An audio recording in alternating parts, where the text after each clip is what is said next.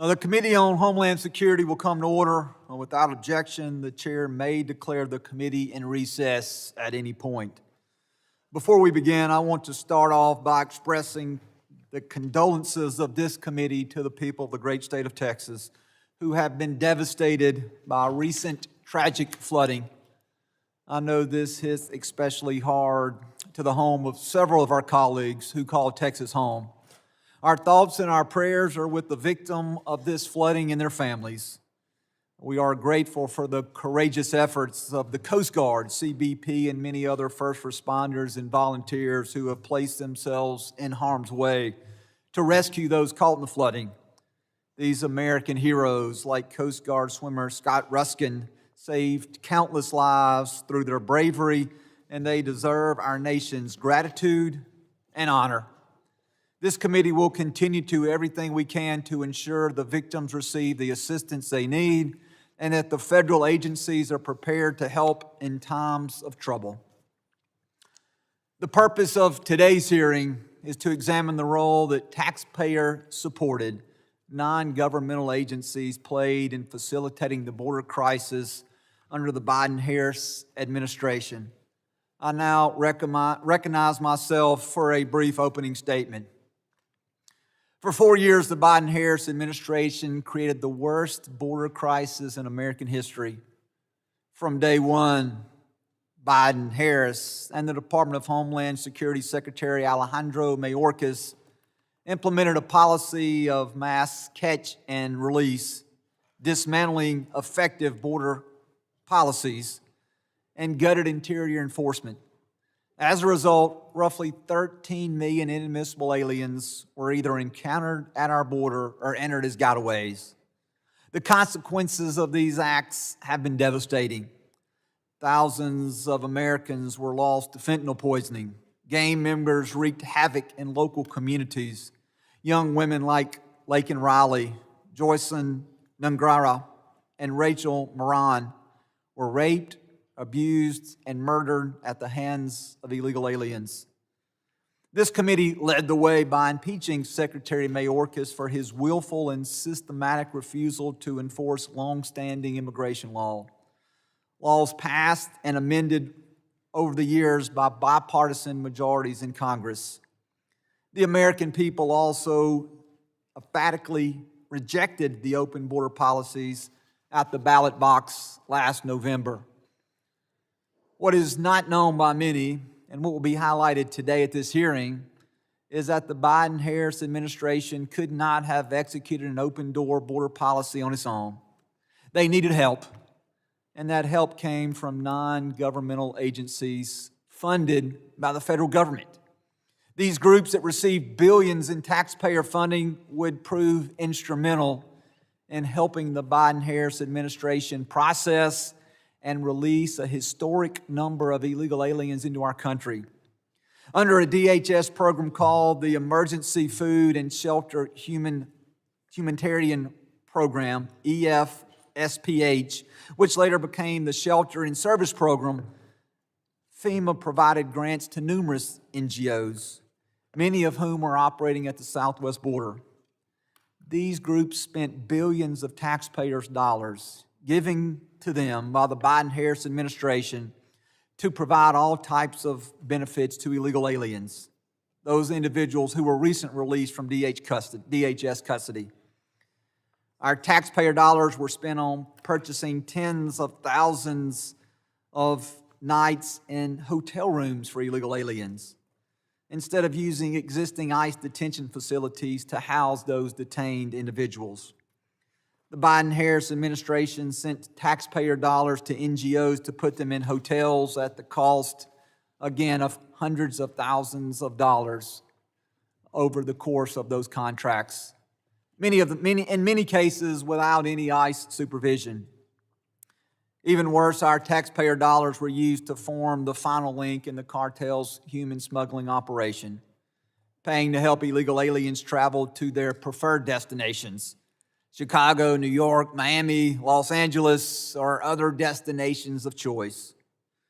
Jansen Owen, then the chief of the Border Patrol Del Rio sector, told the committee in an official interview, ICE would then turn over illegal aliens over to NGOs for them to travel to wherever they were going to go while awaiting their hearing.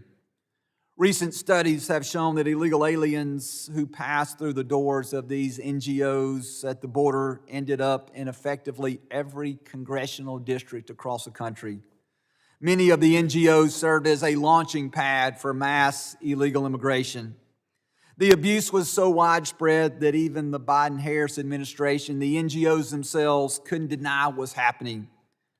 In June 2022, when DHS officials said that the department will continue to closely coordinate with and support NGOs to facilitate the movement of any individual encountered at the southwest border. John Martin with the Opportunity Center for the Homelessness, an NGO in El Paso, said that his organization works with illegal aliens to, quote, facilitate travel to destinations of their choice, end quote.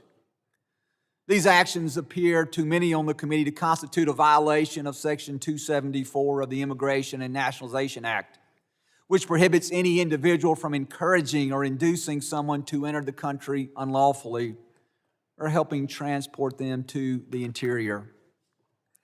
Corruption and waste were rampant in the spending by the NGOs. Under the Biden-Harris administration, DHS's top watchdog audited millions of dollars that had gone to local grant recipients over a 6-month period in 2021. They found that a lack of documentation kept them from determining how more than half the money had been spent. In some cases, they discovered that funds had been used to pay for benefits for individuals who were legally inadmissible to receive them. The Biden border crisis provided to be a profitable business for some NGOs. According to the Free Press, 3 large NGOs involved in handling unaccompanied alien children, the Global Refuge, who received 85% of its revenue from governmental grants, Endeavors, who received 97% of their revenue from governmental grants, and Southwest Keys Program, who received an astonishing 99% of its revenue from the federal government. These 3 groups saw their combined revenue grow to an astonishing $2 billion plus by 2022. I would argue that these groups had a vested interest in prolonging the crisis. One NGO, Southwest Key Properties, used the increase in government funding to raise salaries of officers and officials across the board, including, according to recent media reporting, an increase of over $675,000 increase to their CEO. Many NGOs tried to mislead the public in how these funds were being allocated. This was documented by a recent Florida grand jury investigation that just said that in that investigation, the grand jury said that they were actively obstructing.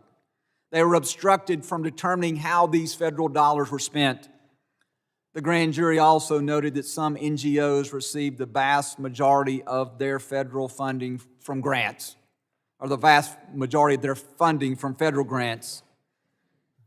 Pretty interesting for groups that like to call themselves non-governmental organizations. The American people are tired of being told that we should fund the actions of lawbreakers. They are tired of groups encouraging people to cross the border illegally and organizations that facilitate the release of illegal aliens into the interior. When would-be border crossers know that they will receive a host of benefits that await them immediately after crossing the border, they are more likely to make the deadly and dangerous journey. That's exactly what happened under the Biden-Harris watch, as millions of vulnerable people put themselves in harm's way at the hands of cartels and smuggling groups. An untold number perished along the route. Tens of thousands of more suffered physical and sexual abuse on the way, and many are still trapped today, paying off their cartel debt through forced labor or working in the sex trade. We can and should look for ways to care for the vulnerable and less fortunate, but using taxpayer dollars to undermine our laws and the well-being of Americans and migrants alike is not the way to do it. We cannot let taxpayer dollars be used to facilitate lawbreaking, and we must shine a light on this disgraceful step as we begin to hold these organizations accountable. This cannot, on our watch, ever be allowed to happen again. With that, I would like to recognize the ranking member and my friend from my home state of Mississippi, Mr. Thompson, for his opening statement. Thank you very much, Mr. Chairman. Welcome also to this hearing, and I look forward to the information we get. But before we begin, I want to express my heartfelt condolences to the families of those who lost lives in the tragic Texas flooding on Independence Day. Our thoughts and prayers are with them. Also, I want to say that we had a smaller flood. Nonetheless, we lost lives in New Mexico, and we want to acknowledge that also.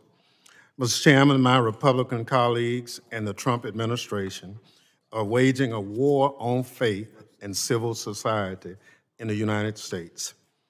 That is a real inside job. So let's talk about it.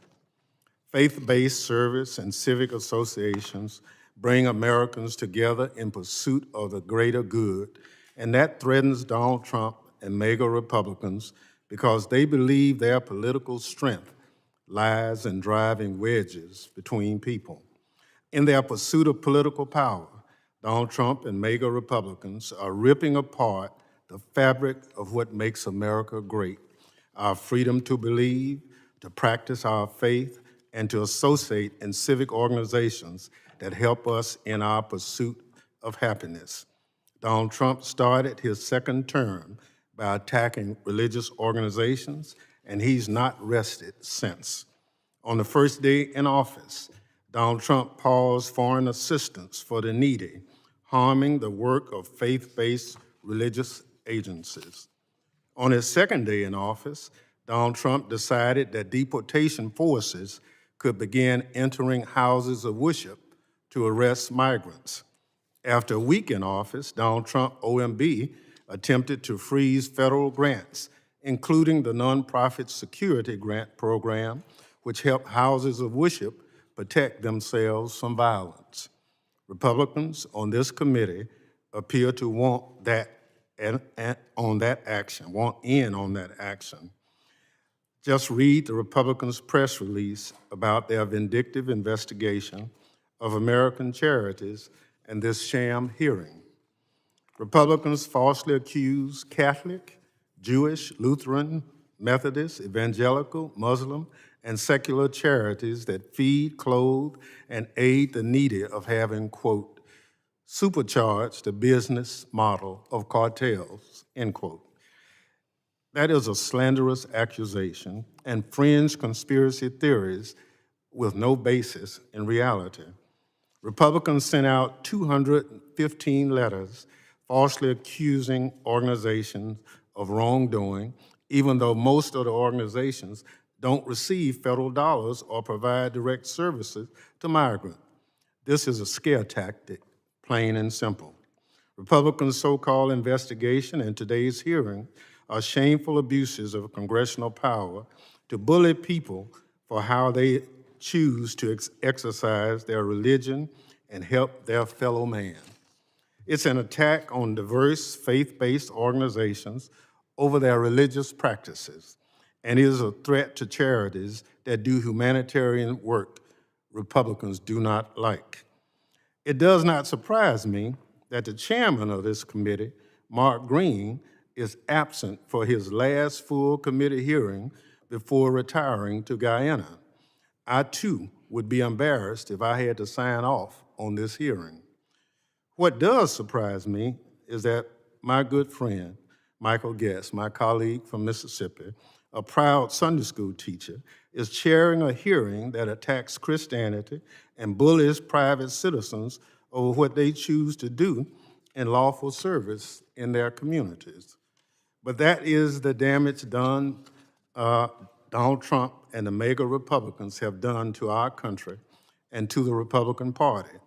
Republicans don't want to investigate who's really running things at DHS, while Kristi Noem is filming all her commercials.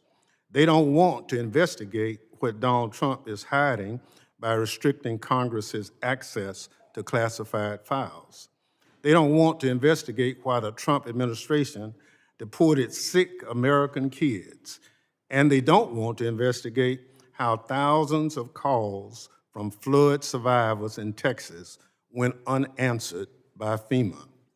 Instead, committee Republicans are attacking charities and religious organizations for providing food, clothing, and shelter to people in need. Let me be clear. Republicans have voted for years across multiple presidential administrations to fund humanitarian programs that provide food, shelter, basic medical care, and transportation for migrants. That includes 10 Republican members of this committee, including every single Republican currently running to be the next chairman. Now, suddenly, they have a problem with a program they supported, and they need a distraction. I might add, the program they're criticizing actually came about under the Trump administration. And somehow we say this is a Biden program, but it was created when Donald Trump was president. Well, let me say, it's shameful that Republicans on this committee are scapegoating charities and churches that help the needy just because some of the needy happen to be migrants. It's hypocritical that my colleagues across the aisle are attacking programs that authorized and funded. It's pitiful that Republicans would violate Americans' First Amendment rights to freedom of religion and association just to distract from Kristi Noem's failed natural disaster response, Donald Trump's illegal and cruel treatment of migrants, and this administration's weaponization of DHS. If committee Republicans truly wanted to oversee how DHS used the funding they supported to help local governments and charities would provide essential services to migrants, they would have invited FEMA here to testify since it administers the Emergency Food and Shelter Program. On that point, let me say, we've been here since January 20th. We've had one administration witness come before this committee, one, and that was the FEMA administrator. We haven't seen anybody else in the third largest government agency. Republicans would have invited Customs and Border Protection to testify since CBP worked with FEMA to establish the Shelter and Services Program. Our Republicans would have invited Secretary Noem to testify since the funding Republicans have questioned about flowed through DHS. Somehow, Republicans forgot to ask Secretary Noem about the spending during her only appearance before this committee this year. But Republicans did none of that. Instead, they invited a private panel of witnesses to perpetuate Republican attacks against organizations that are feeding, sheltering, and helping the least of our brothers and sisters. Many on the other side purport to be Christians, but their actions today do not square with anything I learned in church. This is a shameful spectacle, Mr. Chairman, and frankly, it's un-American. In closing, I want to say a word to the organizations being targeted by the other side. I know many of you are watching today and worried that your work is being disrupted by these baseless attacks and that people are suffering as a result. Please know that those of us on this side of the aisle support your constitutional right to live out your faith and act on the courage of your convictions as citizens of this great country. Nothing could be more American than that. Mr. Chairman, before I yield back, I ask unanimous consent to enter into the record a letter from over 600 nonprofit and nonpartisan organizations who stand in opposition to this hearing and Republican attacks on the services and advocacy they provide communities. Without objection, it'll be admitted into the record. I yield back. Other members of the committee are reminded that opening statements may be submitted for the record. Today, we are pleased to have a highly distinguished panel of witnesses before us. I would ask that our witnesses please rise and please raise your right hand. I will administer the oath. Do each of you solemnly swear the testimony that you will give before the Committee on Homeland Security of the United States House of Representatives will be the truth, the whole truth, and nothing but the truth, so help you God? Thank you. Let the record reflect that the witnesses have answered in the affirmative, and our witnesses, thank you, and please be seated. I would now like to take a moment to formally introduce our witnesses. First, I'd like to introduce Mike Howell. Mike is the president of the Oversight Project, which has done significant work through litigation and investigation to uncover information about the Biden border crisis. He served as Oversight Counsel at the Department of Homeland Security under the first Trump administration and has senior experience in different oversight positions on Capitol Hill. A graduate of Duke University and Emory Law School, Howell is also a board member of the National Immigration Center for Enforcement. Second, I'd like to introduce Allie Hopper. She is a nationally recognized expert in human trafficking and the president and founder of Guard Against Trafficking, an organization that conducts research and advocacy to counter exploitation and human trafficking. She authors Florida's landmark anti-grooming bill, now used as a model language in states across the country. She has testified before Congress on child trafficking and has delivered numerous congressional briefings on human trafficking. She conducts on-the-ground research in the United States, Mexico, Central and South America, and has trained Interpol in South America, has trained law enforcement officers here at home, and policy makers across multiple states and countries. Last is Julio Rosas. He is an expert and a renowned national correspondent for Blaze Media. As a journalist, he has reported on the ground from the southwest border during the Biden border crisis and has uncovered many riots and protests and has covered many riots and protests across the country, notably those sparked by Antifa and the Black Lives Matter riots of 2020. Julio has previously served in the United States Marine Corps as a reserve. I want to thank all of our witnesses for being here.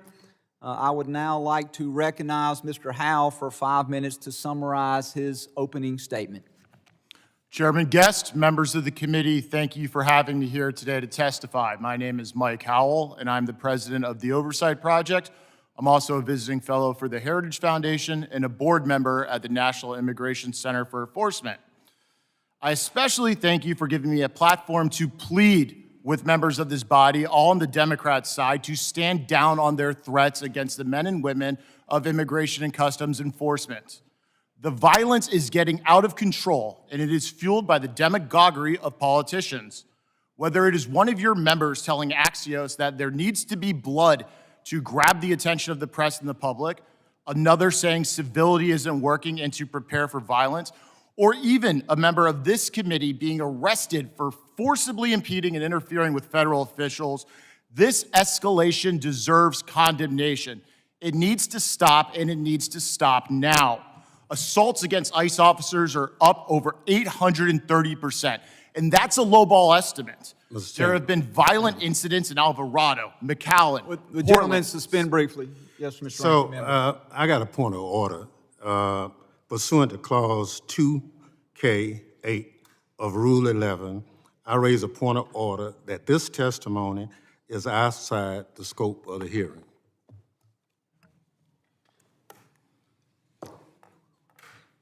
I would object to that position, Mr. Chairman. That's absurd. I would object as well. Man has a right to his 5 minutes of testimony. Clearly, the Democrats don't want to hear truth. I object to the ranking member's ridiculous position. The point of order offered by the ranking member is not in order. This individual has the opportunity to summarize his opening statement and the information upon which he used to form that opening statement, so the objection is overruled. Mr. Chairman, if I may, obviously I'm going to appeal the ruling of the chair and ask for a vote. But again, you know, this guy has an opinion. Mr. Chairman, Wait, do you? Mr. No, Chairman. I respect it. The chair has ruled that his testimony is part of the basis upon which he is briefing this committee, and it will be used to talk about his ultimate findings as it relates to the purpose of this committee. I understand your objection. The objection has been overruled. If you would like to challenge that, you are welcome to challenge that. Is the ranking member challenging the ruling of the chair? Mr. Chairman, I challenge the ruling of the chair. Is and there a appeal. motion? I have a motion. What's that motion, Mr. Motion to Higgins? table. There is a motion to table. The gentleman has moved that the motion to table, this is privileged and non-debatable. So we will then, is there a second to the motion to table? I second. Motion and several seconds of the motion to table. All those in favor of tabling the motion, please signify by saying aye. Aye. Any opposed? No. In the ruling of the chair, the ayes have it and the motion is tabled. Mr. Chairman, I ask for a recorded vote. As do I. A recorded vote has been requested. We would ask the clerk to please call the roll.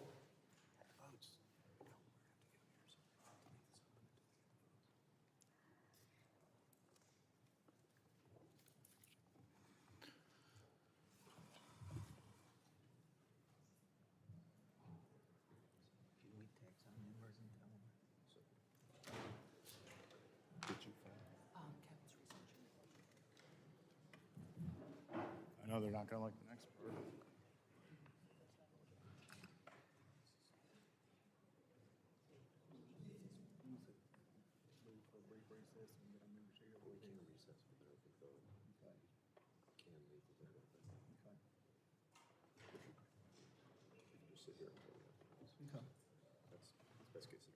Well, we'll just sit around.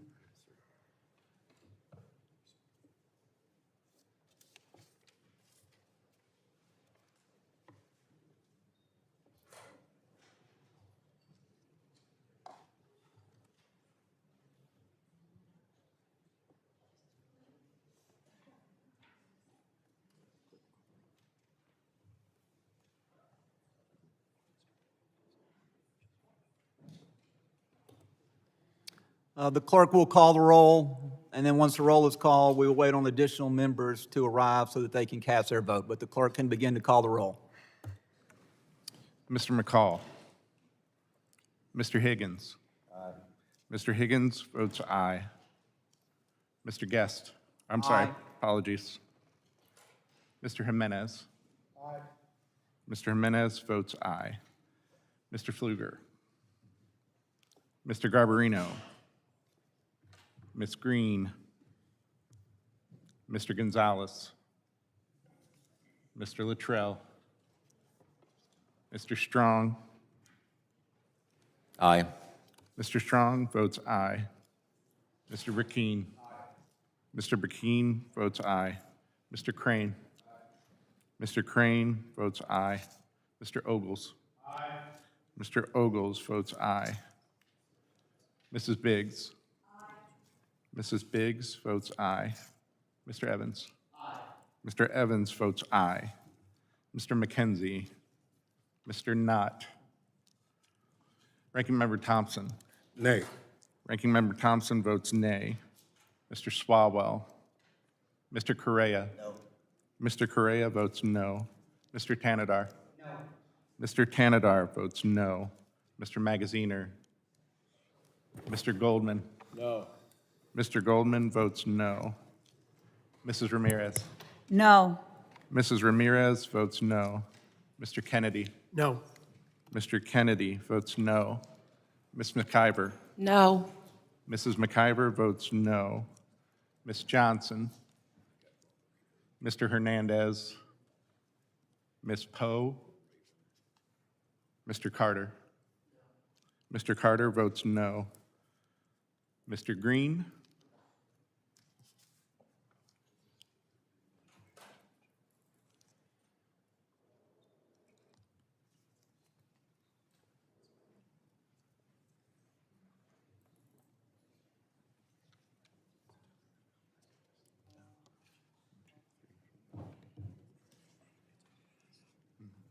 Mr. Guest has yet to.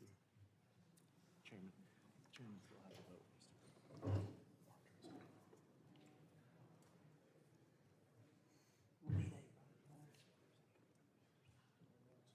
All the same things I do. Okay.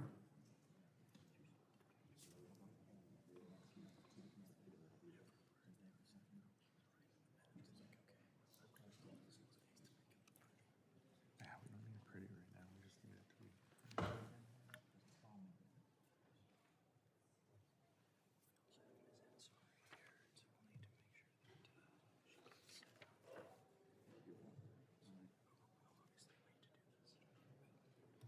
Are there other members that wish to have their vote recorded?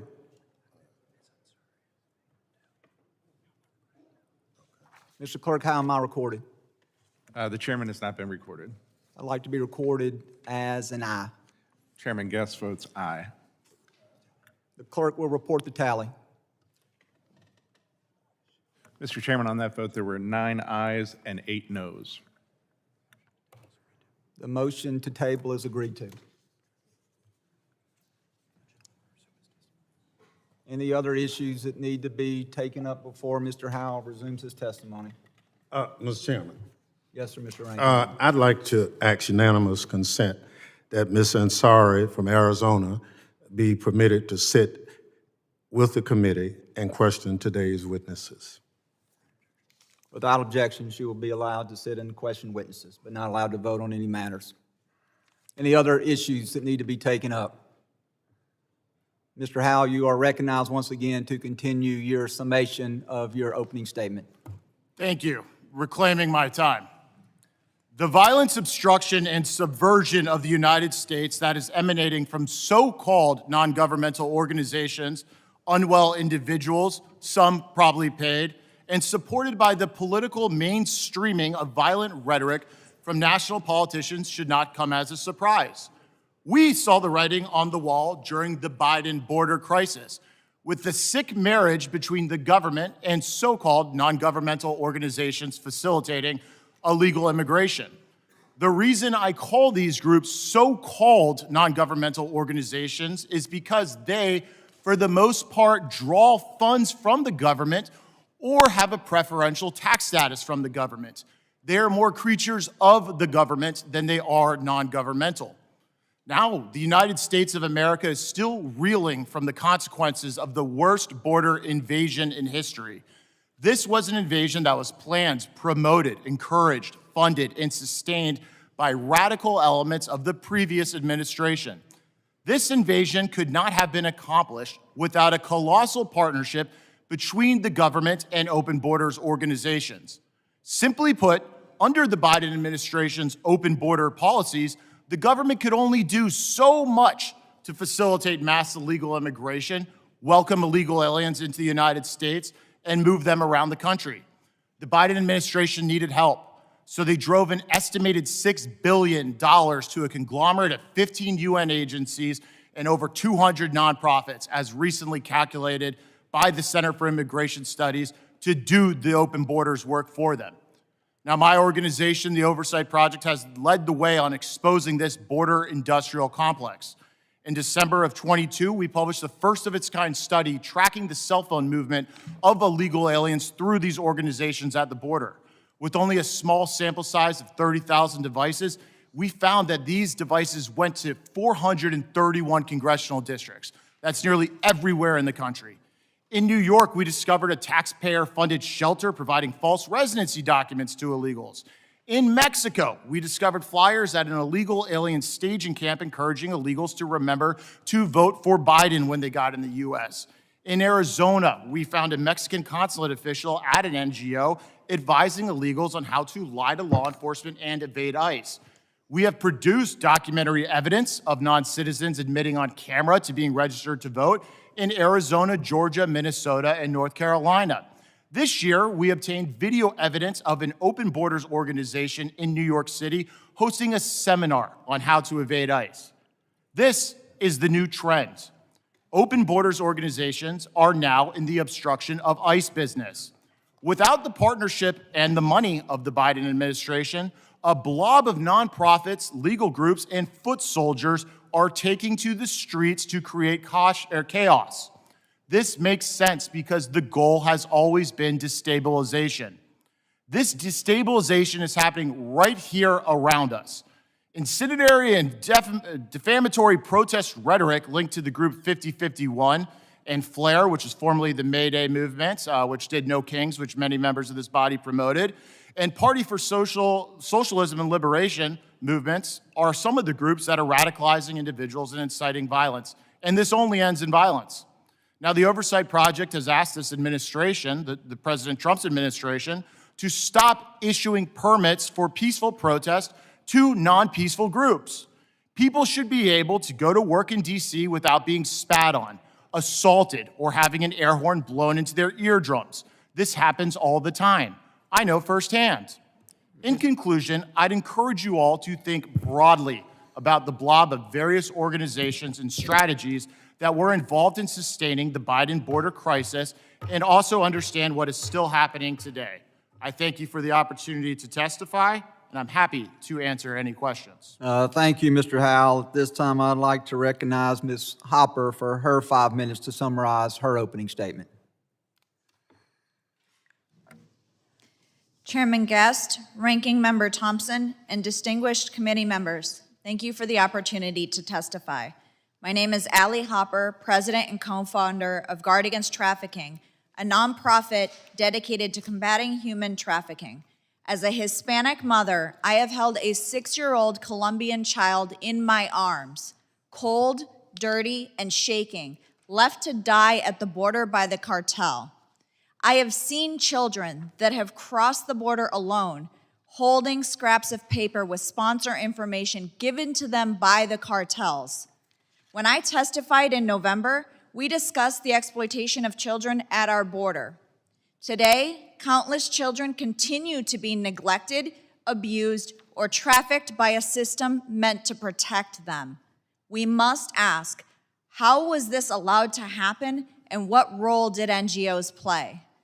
My research partner, Dr. Jared Sadolsky, and I have conducted extensive field work, including interviewing incarcerated traffickers, cartel members, whistleblowers, and unaccompanied alien children themselves. An ORR field specialist had visited a home to place a 17-year-old and reported serious concerns, most notably that the adult claiming to be the child's mother was adorned in MS-13 tattoos. Despite these concerns, ORR leadership overruled that specialist. Tragically, 3 months later, that child was found dead, his pants around his ankles, with an older man passed out next to him. This heartbreaking case is not isolated. It highlights a system overwhelmed by both scale and mismanagement. Since 2008, over $20 billion has been dispersed under the UAC program, almost $14 billion of that in the last 6 years alone, meaning over 2/3 of funding was spent in just 1/3 of the program's lifespan. Yet despite this massive investment, hundreds of thousands of children remain unaccounted for as the U.S. taxpayer dollars fueled a system hijacked by criminal networks. No-bid billion-dollar contracts were awarded with little oversight, while influx facilities became transportation hubs. A striking example is Endeavor's. Their IRS filings show revenue soaring from $65 million in 2019 to $1.18 billion in 2022, driven almost entirely by federal contracts. During this time, CEO John Allman's salary rose from $292,000 to $730,000, with six-figure executive surge bonuses added. Endeavor's ended 2022 with a $112 million surplus. Andrew Lorenzen-Strait, a former Biden transition official and ICE advisor, helped secure no-bid federal contracts for endeavors and was caught on camera calling the border crisis a boom for business. Inside endeavors, leadership blocked critical safety protocols, resisted oversight, and silenced internal dissent. Our interviews with contracted auditors at Endeavor's Pico, Texas facility revealed disturbing findings. Male staff had been found inside female dorm rooms. An employee had led 150 teenage girls in sexually explicit routines, dance routines, teaching them how to twerk on multiple occasions. A female over 18 had been shielded from ICE. Others nearing 18 were released early to avoid transfer to ICE. And auditors were blocked from reviewing child sponsor placements. These abuses are not unique to endeavors. Similar patterns existed across multiple NGOs. Federal contracts had prioritized speed over safety and rewarded output over outcomes, conditions which cartels exploited. A cartel operative in Tecate, Mexico, explained to us how children were routinely kidnapped and funneled into the U.S. for profit. Cartels infiltrated NGOs along those smuggling routes, turning humanitarian pathways into trafficking pipelines. Weak sponsor vetting worsened this problem. An HHS audit later found that 70% of sponsor applications were fraudulent, making proper post-placement welfare checks nearly impossible. Recently, we discovered about 117 unaccompanied children believed to be trafficked on a farm in the Midwest, where our intervention sparked a current investigation. These cases are emerging nationwide. Last week, ICE and CBP arrested about 361 illegal aliens at 2 cannabis farms in California, finding 10 unaccompanied children. So where do we go from here? This is not about politics, it's about protecting children and confronting modern-day slavery. Good intentions and humanitarian missions must never excuse harm when policies enable exploitation. Accountability and decisive action must ensure it never happens again. Thank you, Ms. Hopper. I now recognize Mr. Rosas for 5 minutes to summarize his opening statement. Mr. Chairman, I want to thank you for the opportunity to speak today about this important topic. I've been covering the U.S.-Mexico border as a reporter since 2019. I saw firsthand how secure the southern border was during President Trump's first term. I went on to be at the southern border for the next 4 years to document the deliberate and horrific open border policies implemented by the Biden-Harris administration. The numbers don't lie, the videos don't lie. What our country experienced was a deliberate invasion at the behest of the previous administration.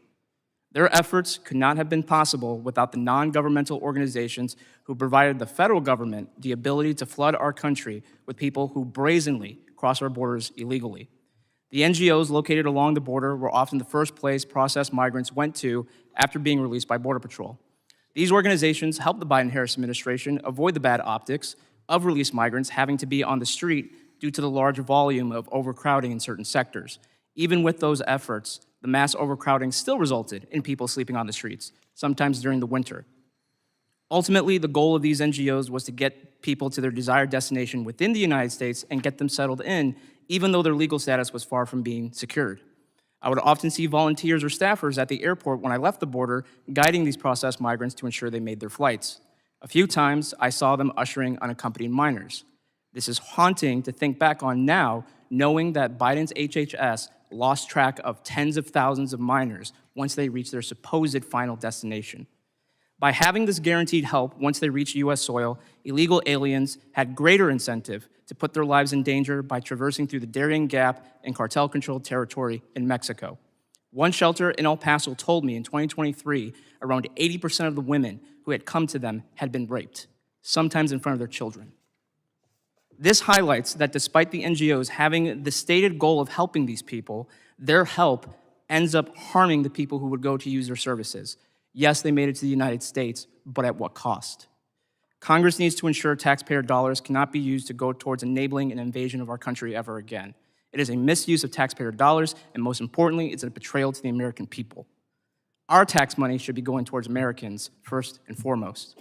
Instead, millions of dollars went to organizations such as Catholic Charities and International Rescue Committee.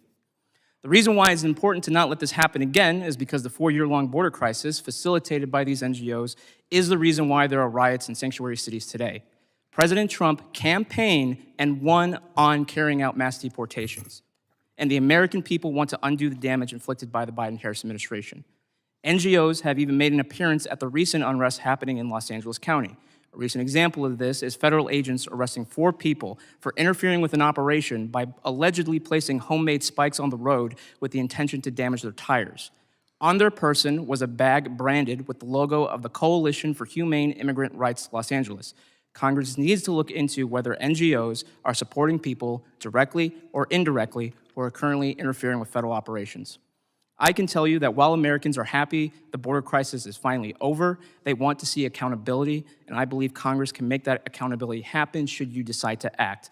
And since I have a little bit of time left, I want to say I'm here testifying today as a proud Latino, but most importantly, I'm here as an American citizen. This is my country, this is my home, this is where I grew up in. And that is why the rhetoric coming from one side of the aisle about these operations saying, no, no, no, we got to keep our cheap labor so that we can maintain our standard of living proves that they want to view Latinos simply as an underclass to siphon votes from and fearmonger from every time that there's an election. They're content with keeping us as that servant underclass, and that is why it is disgusting to see them criticize that recent raid in Ventura County where they found unaccompanied minors working alongside convicted sex offenders at a cannabis farm. No, we got to keep them there because or else how else are we going to get high if we can't have unaccompanied minors harvest our weed? It's quite frankly despicable.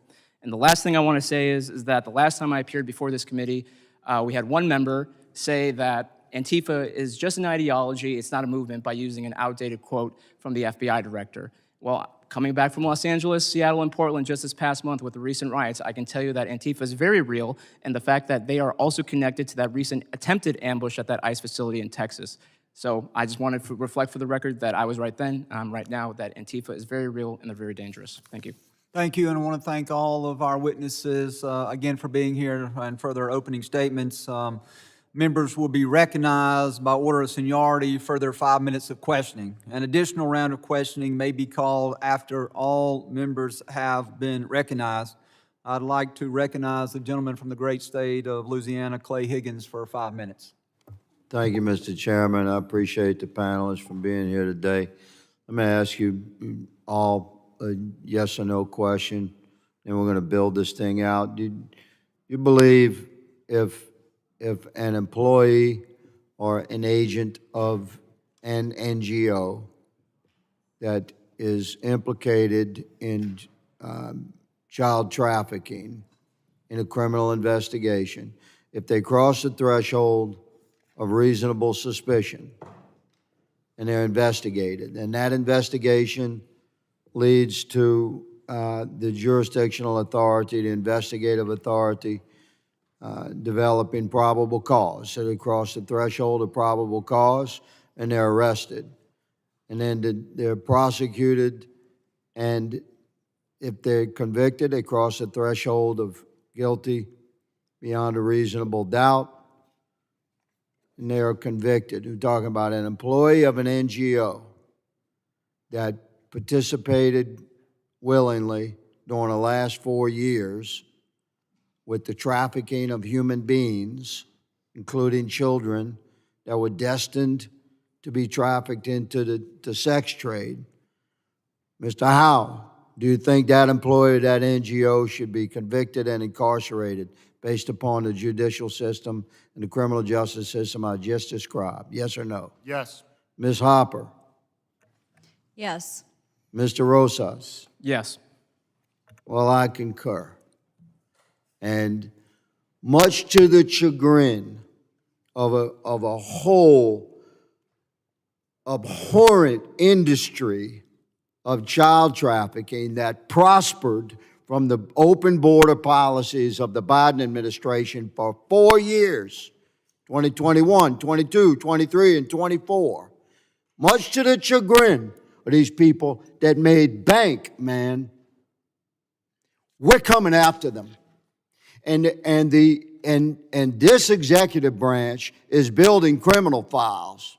So I hope they're watching, and I hope they're frightened, and I hope they're getting their affairs in order, hiring their liberal attorneys to defend them, starting to shuffle their money around. We'll find it.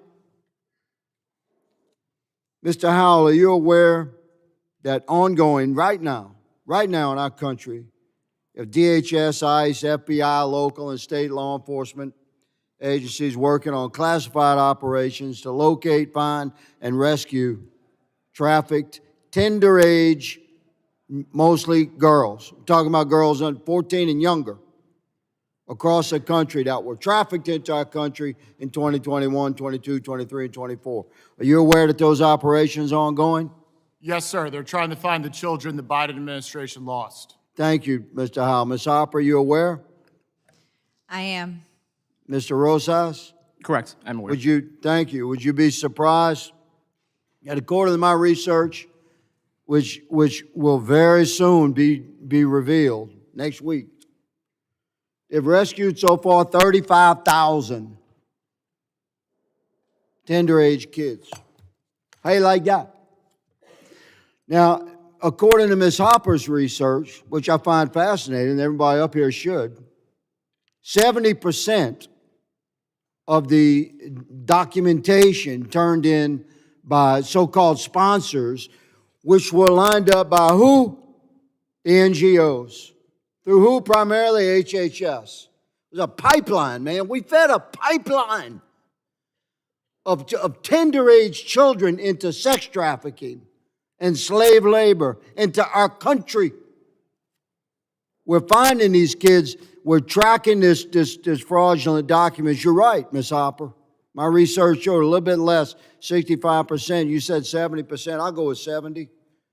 So be advised. Be advised.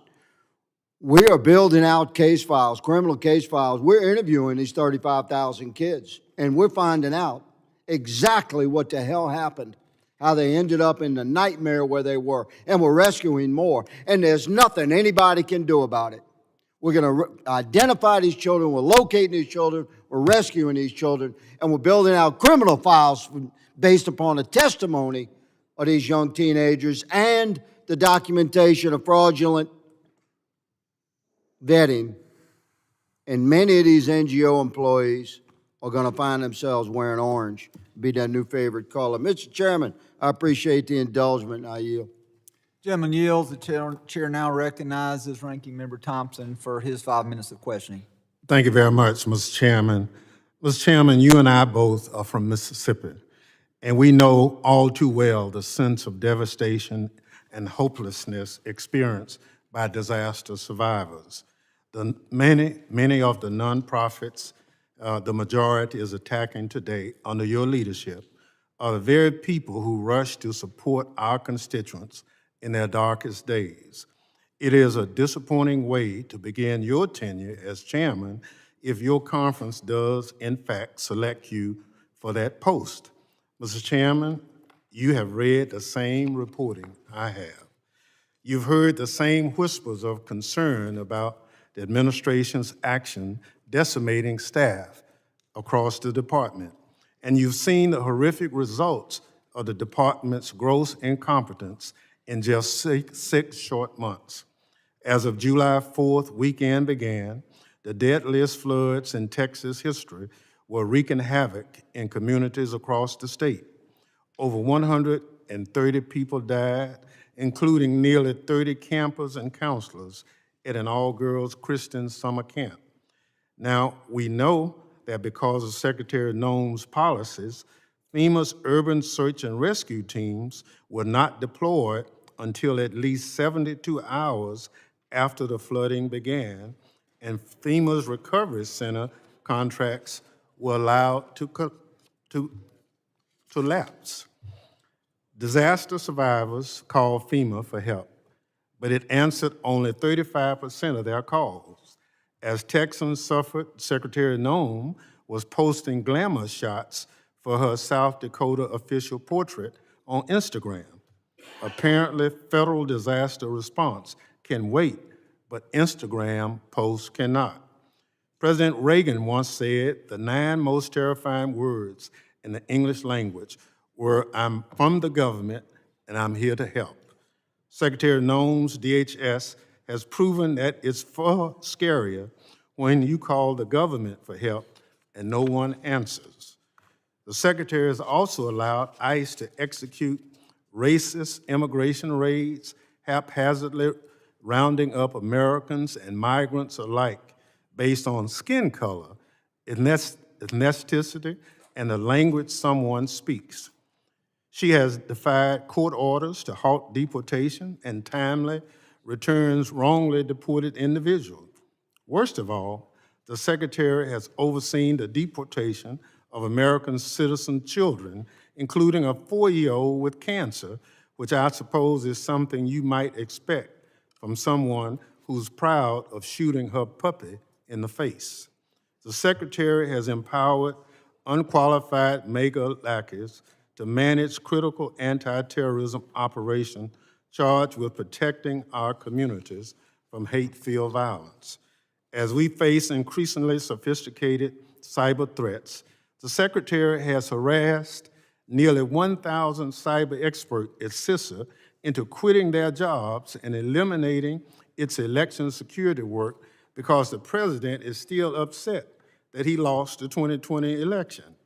Though she might have been reluctant to respond to the multiple oversight requests made by committee Democrats, she's managed to find time to go on television to gaslight the public.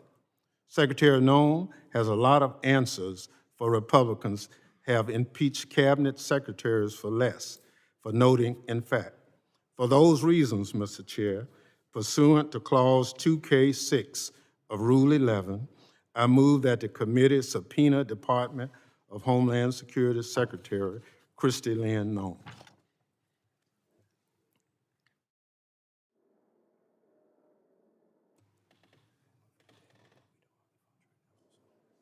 Gentleman yield back? I yield back. The gentleman yields back. Is there a motion? Move to table the motion. There is a motion to table. The committee will suspend at this time.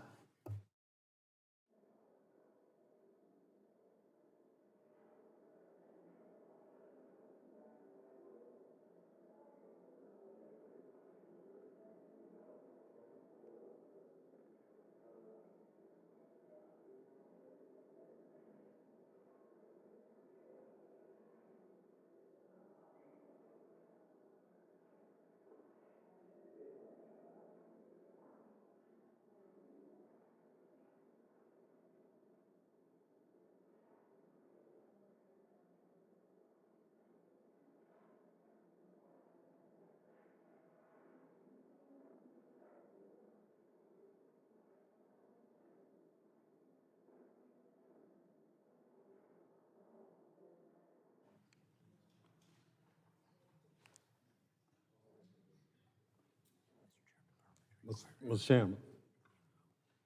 Gentleman's recognized. Parliamentary inquiry. Are we waiting on something? Waiting on members to return to the committee room.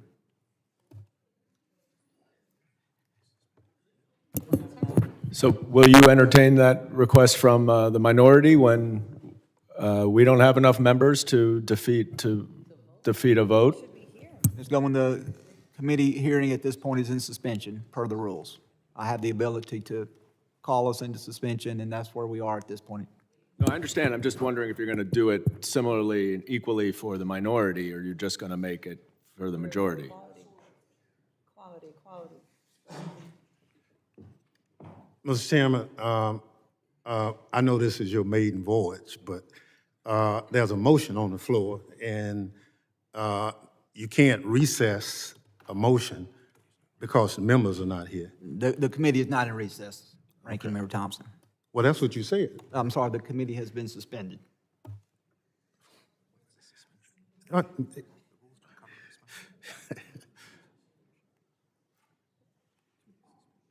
Point of order, Mr. Chairman. Yes, sir, Ms. Thompson. There's a motion before the committee, and I ask that my motion be acted on. You can't suspend it or do anything like that. That's not the rules.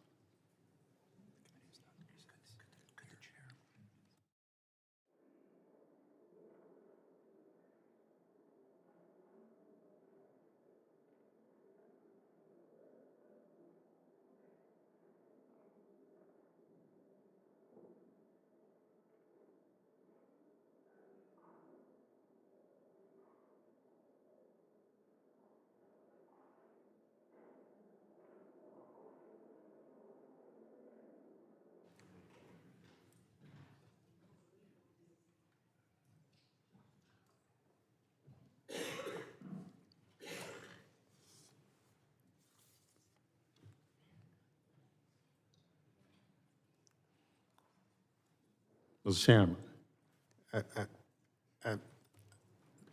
the rules don't, of this committee don't allow for just to stop.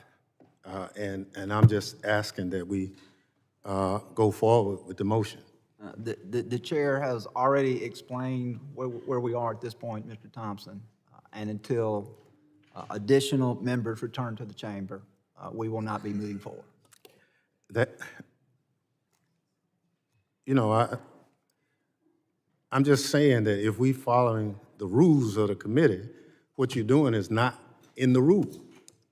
Your point has been made and is in the record that you do not feel that I'm following the rules. That has been made clear, Mr. Thompson, and so you can continue to make that and continue to put that in the record if you would like. Can you cite to us what rule allows for you to suspend until members return? Parliamentary inquiry. Wow. The people, this is how we break rules all day here.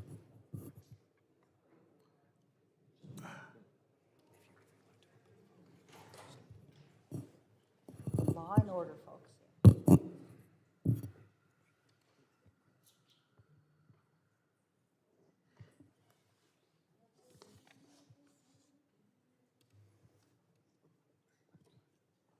That was the most gospel.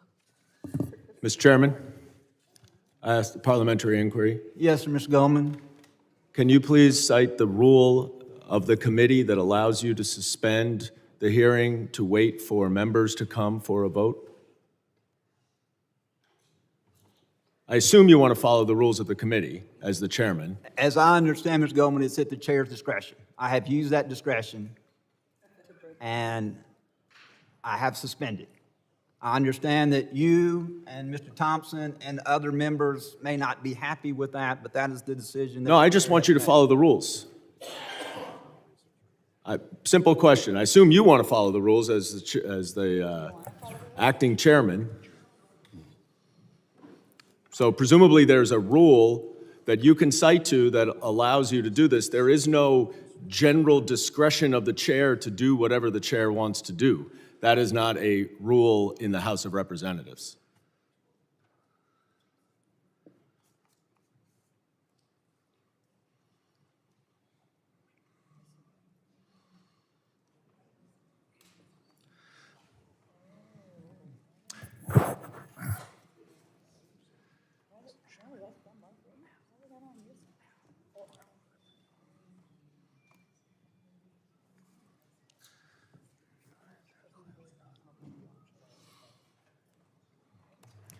All right, at this time, the motion before the chair is a motion to table. That motion to table is privileged. That motion is non-debatable. All those in favor of the motion to table, please signify by saying aye. Aye. Any opposed, please signify by saying no. No. The chair rules that the ayes have it and that the motion prevails. Mr. I'm Chairman. assuming that there is a request for a recorded vote. Is that correct, Mr. Thompson? There is a request All for a right, recorded there vote. has been a request for a recorded vote. We'll let our clerk get situated.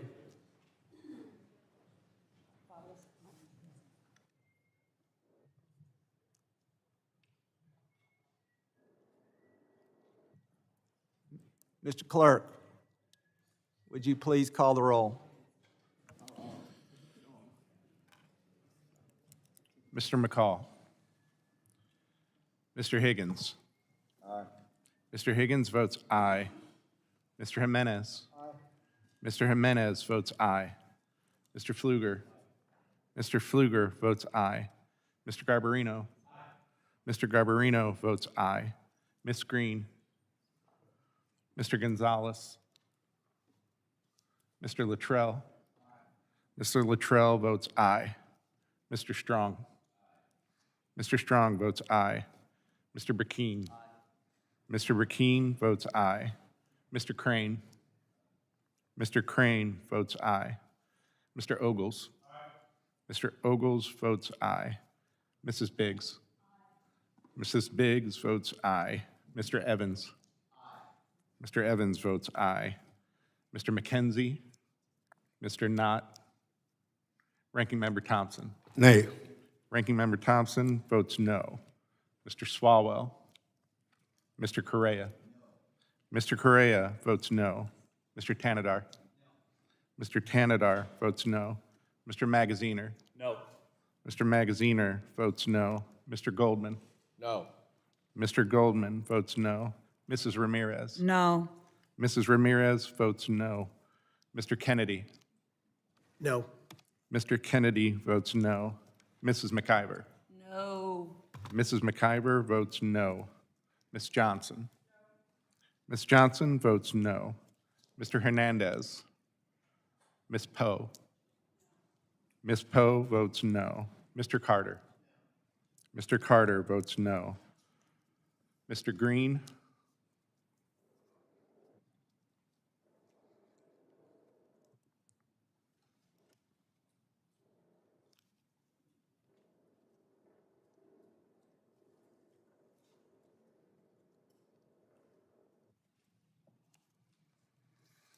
What you got?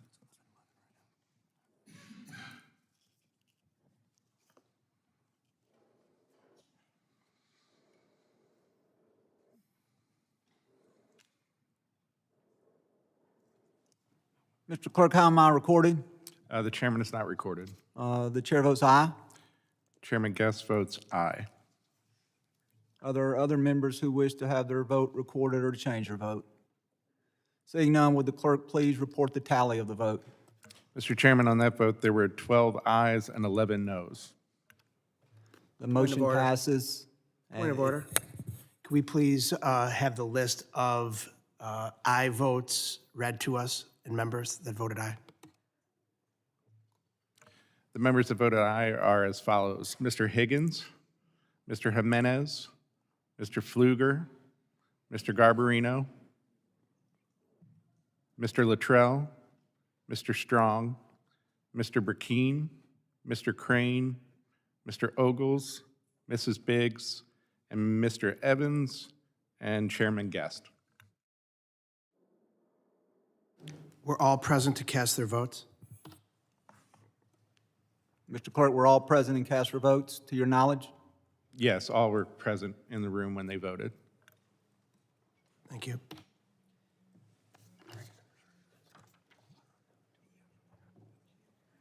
The ranking member has yielded back. At this time, I would recognize myself for my 5 minutes of questioning. I want to respond to some of the allegations contained in the ranking member's opening statement. And Mr. Thompson, I'm assuming that you didn't write that statement because you have known me for some period of time.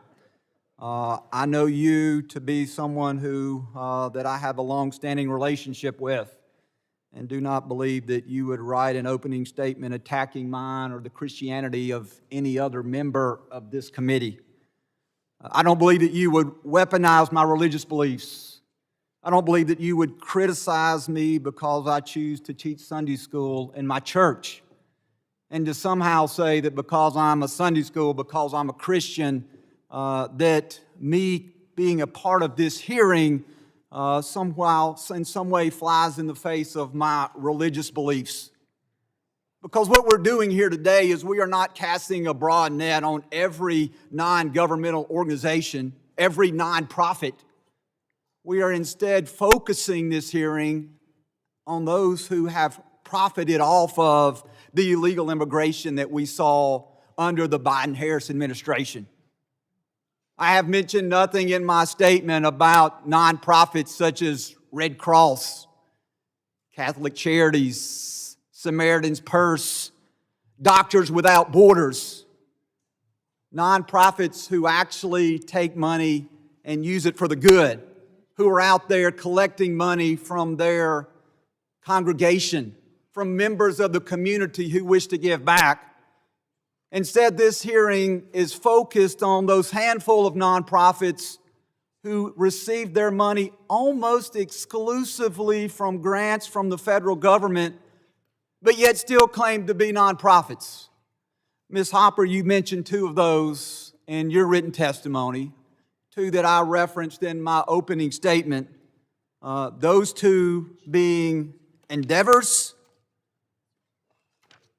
who, according to my information that I received, endeavors received 97% of their funding from federal or local grants. They weren't out raising money. They weren't out there ringing the bell there at Christmas asking people to give money. They weren't in churches asking members of the congregation to please give to these organizations.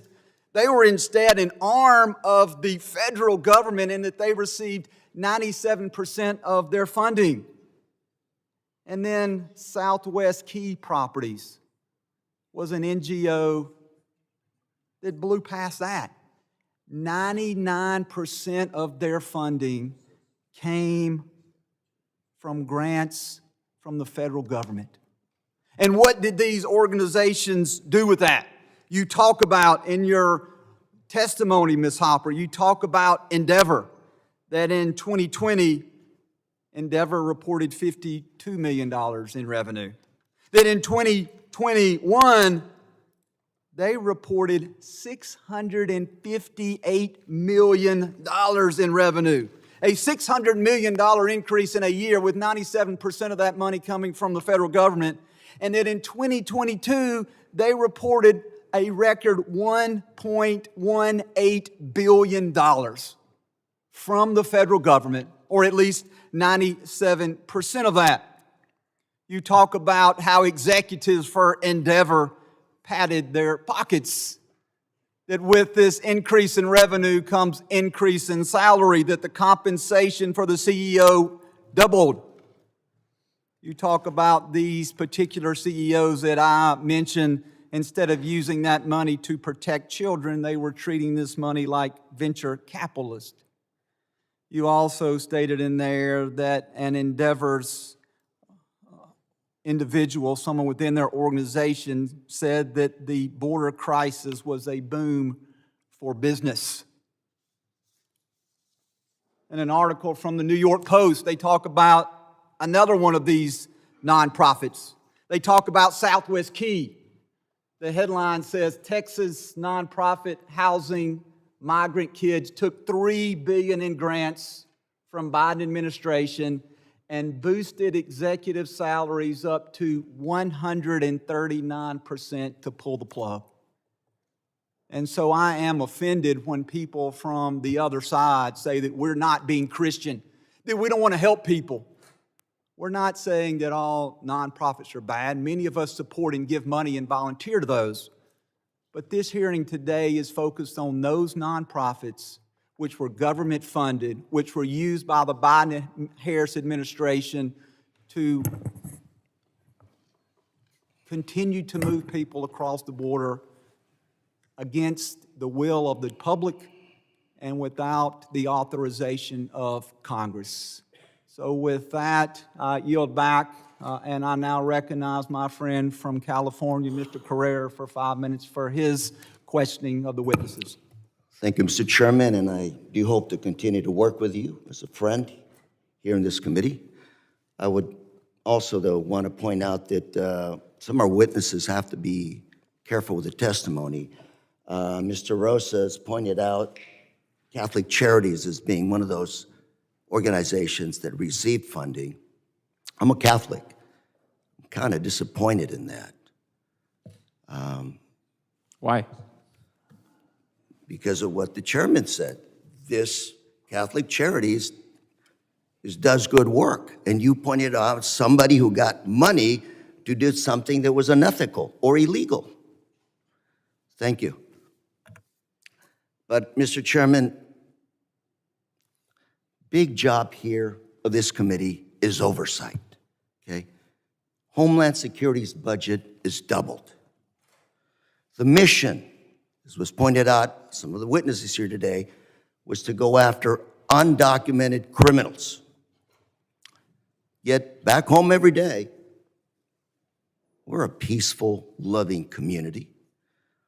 Masked ICE agents, no badge, no identification, grabbing people off the streets on the suspicion that they may be undocumented.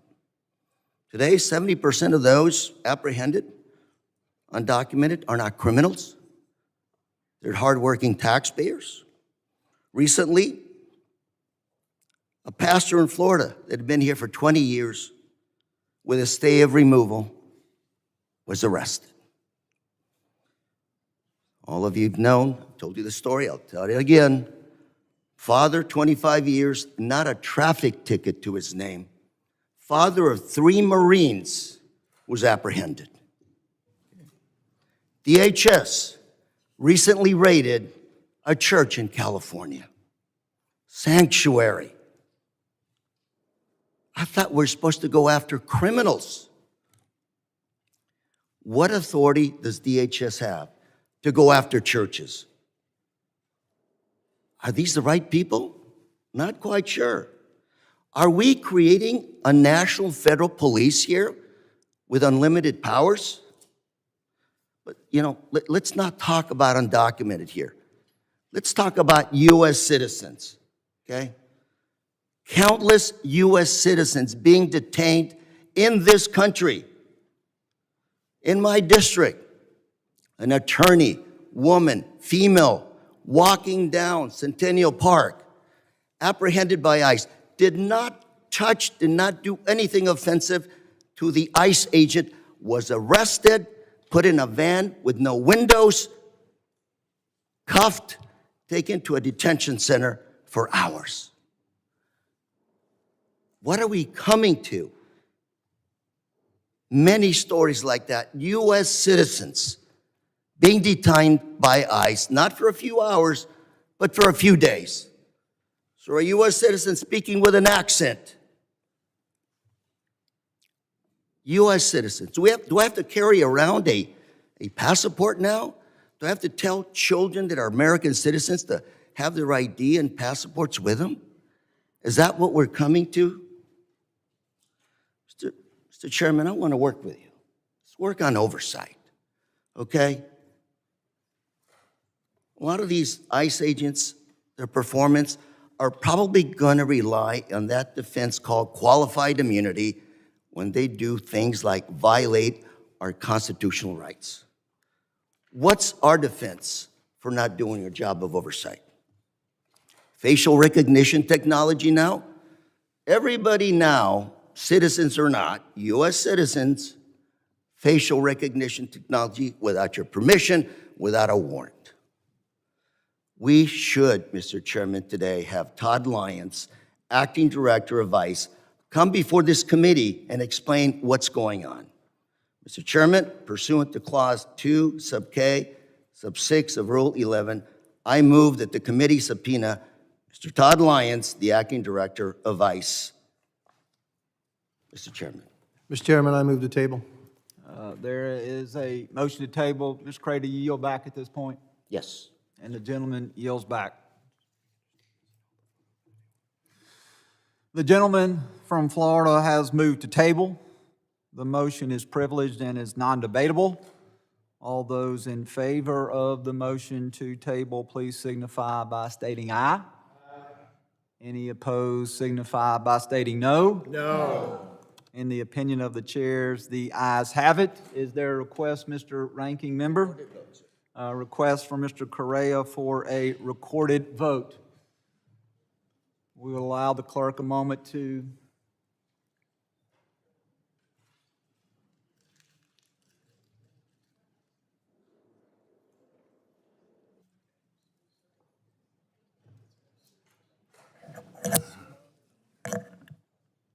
A recorded vote in this matter has been called. Mr. Clerk, if you would please call the roll. Mr. Green of Tennessee, Mr. McCall, Mr. Higgins, Mr. Jimenez. Mr. Jimenez votes aye. Mr. Pfluger. Mr. Pfluger votes aye. Mr. Garbarino. Mr. Garbarino votes aye. Ms. Green. Mr. Gonzalez. Mr. Luttrell. Mr. Luttrell votes aye. Mr. Strong. Aye. Mr. Strong votes aye. Mr. Burkeen. Mr. Burkeen votes aye. Mr. Crane. Mr. Crane votes aye. Mr. Ogles. Mr. Ogles votes aye. Mrs. Biggs. Mrs. Biggs votes aye. Mr. Evans. Mr. McKenzie. Mr. Knott. Aye. Mr. Knott votes aye. Ranking Member Thompson. Nay. Ranking Member Thompson votes no. Mr. Swalwell. Mr. Correa. No. Mr. Correa votes no. Mr. Tanadar. No. Mr. Tanadar votes no. Mr. Magaziner. Mr. Goldman. No. Mr. Goldman votes no. Mrs. Ramirez. No. Mrs. Ramirez votes no. Mr. Kennedy. No. Mr. Kennedy votes no. Mrs. McIver. No. Mrs. McIver votes no. Ms. Johnson. Ms. Johnson votes no. Mr. Hernandez. Ms. Poe. Ms. Poe votes no. Mr. Carter. Mr. Carter votes no. Mr. Green of Texas. Are there other members who wish to have their vote recorded? Mr. Evans is not recorded. Mr. Evans votes aye. Mr. Clerk, how is the chair recorded? The chair is not recorded. Mr. Chair, Mr. Magaziner recorded. Mr. Clerk, is Mr. Magaziner recorded? Mr. Magaziner was not recorded. Mr. Magaziner, how would you like to be recorded? Mr. Magaziner is recorded as a no. Mr. Magaziner votes no.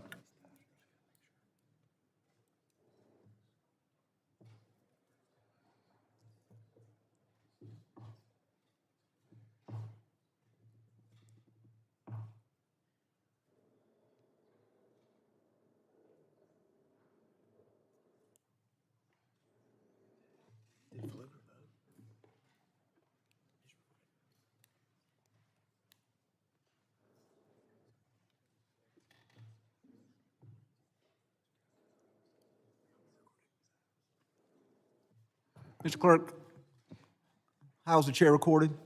The chair has not been recorded. Chair votes aye. Chairman Guest votes aye. The clerk will report the total. On that vote, Mr. Chairman, there were 12 ayes and 11 noes.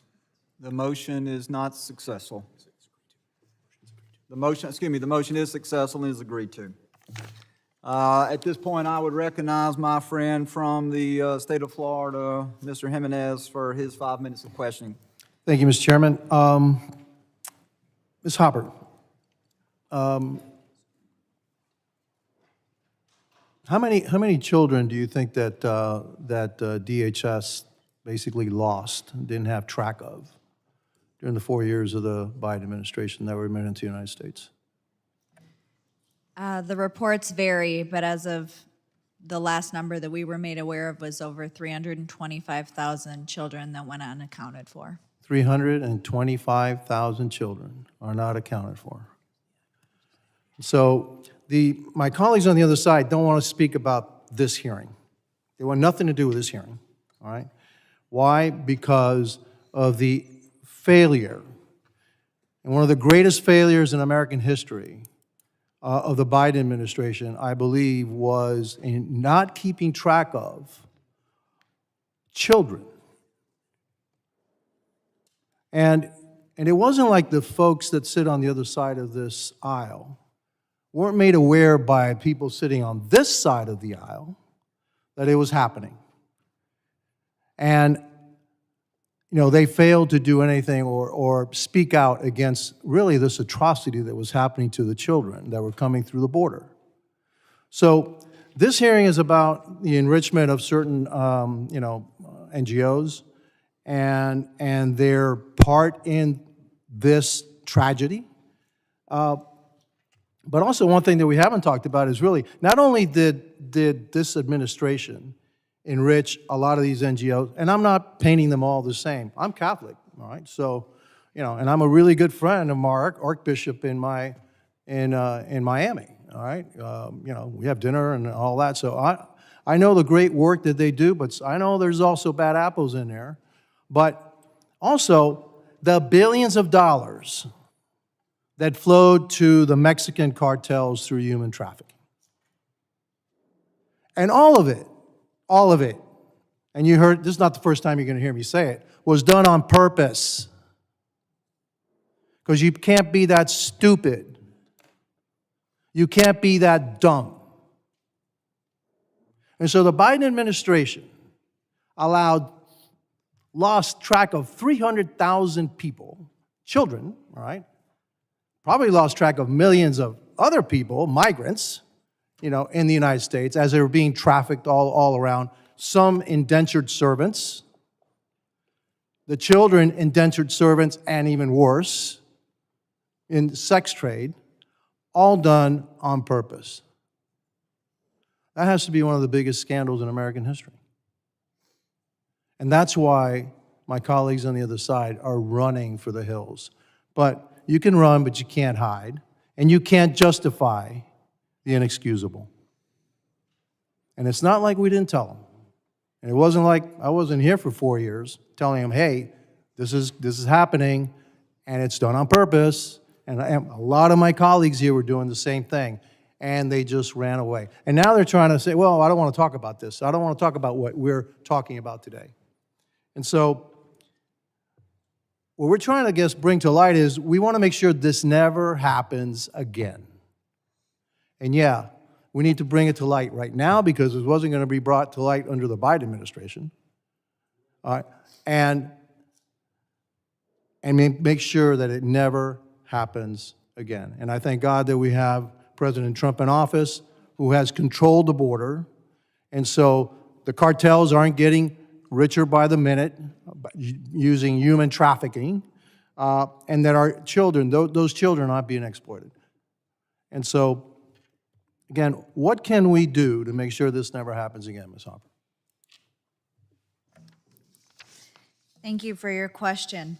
I actually had compiled a couple of policy recommendations. Now, there are more than what that I can provide, but first of all, we need to initiate forensic audits of all ORR contracts over $100 million and potentially suspend funding until completed, along with implementing full clawback provisions for unspent funds and mandate independent federal oversight, standardized tracking, and thorough home studies for UAC placements.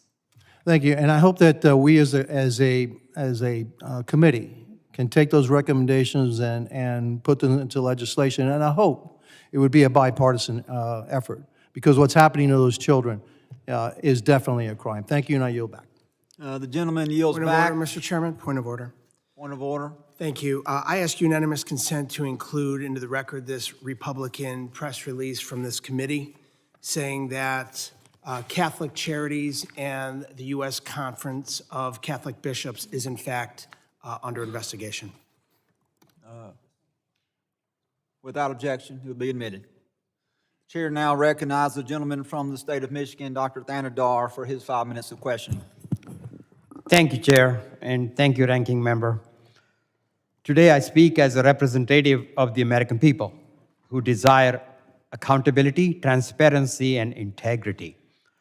My Republican colleagues on this committee continue to discuss fabricated allegations and are intimidating NGOs, a step straight out of the authoritarian playbook.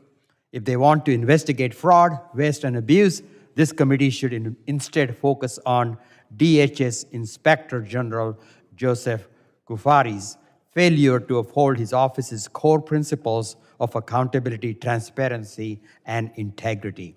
The position of Inspector General is a vital one. IGs are tasked with ensuring the agency they oversee remains honest and lawful. During a period when the DHS is riddled with incompetence and abuse of law, the Inspector General is ever so important. However, it is clear that Mr. Kufari is incapable of holding DHS responsible due to his own disregard for accountability.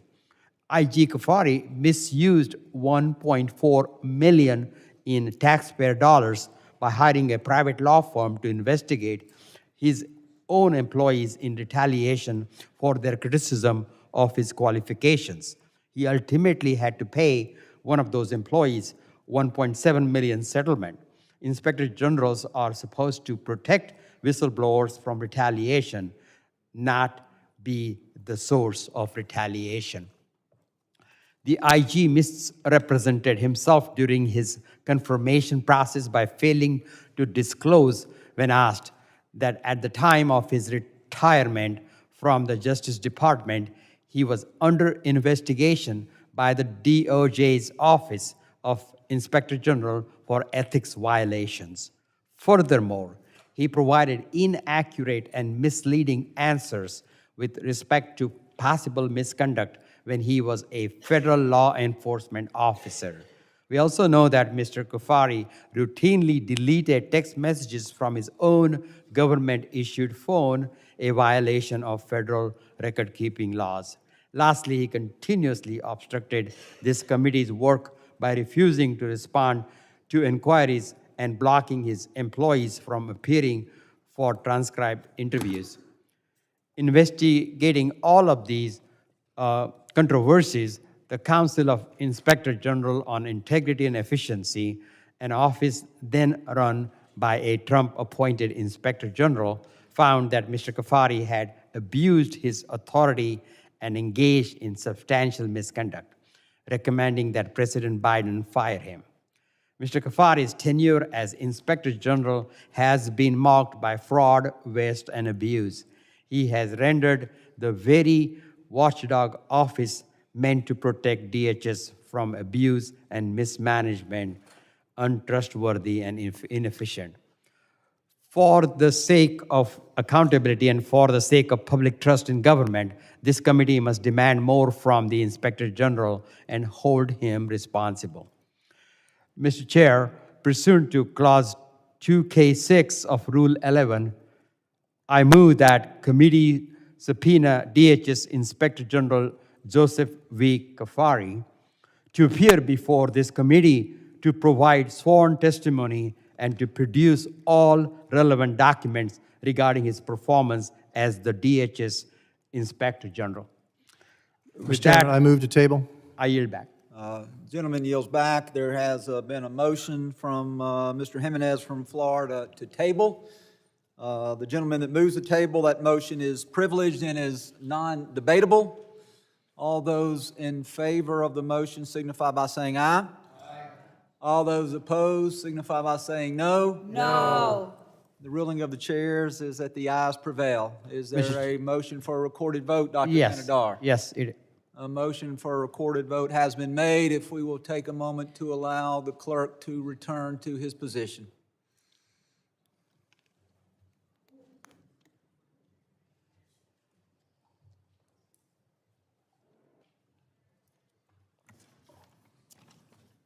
Would the clerk please call the roll? Mr. Green of Tennessee, Mr. McCall, Mr. Higgins, Mr. Jimenez. Mr. Jimenez votes aye. Mr. Pfluger. Mr. Pfluger votes aye. Mr. Garbarino. Mr. Garbarino votes aye. Ms. Green. Mr. Gonzalez.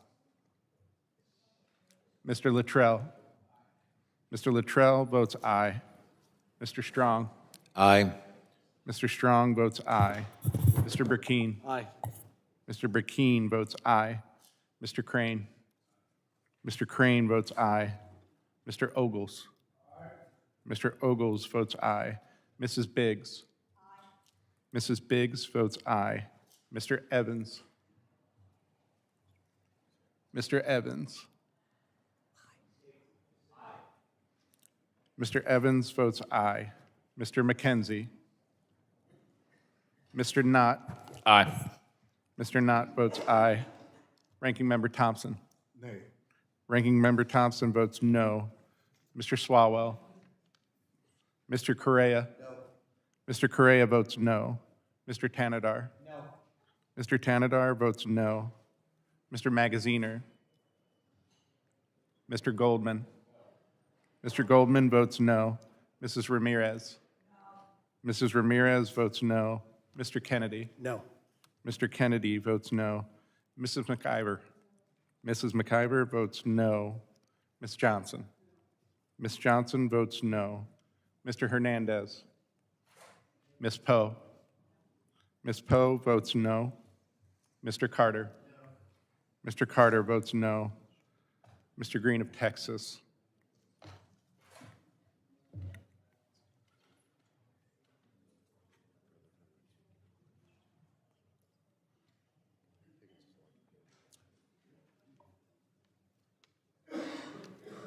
How am I recorded? I'm sorry, I didn't see who the request was from. Mr. Mr. Swalwell. Swalwell is not recorded. Mr. Swalwell votes no.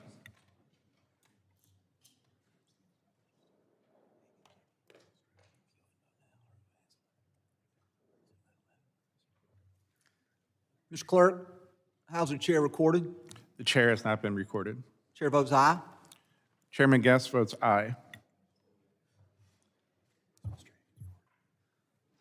Are there any other members who wish to be recorded?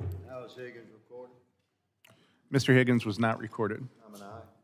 Mr. Higgins votes aye. Any additional members who wish to be recorded on this vote? The clerk will tally and report the totals.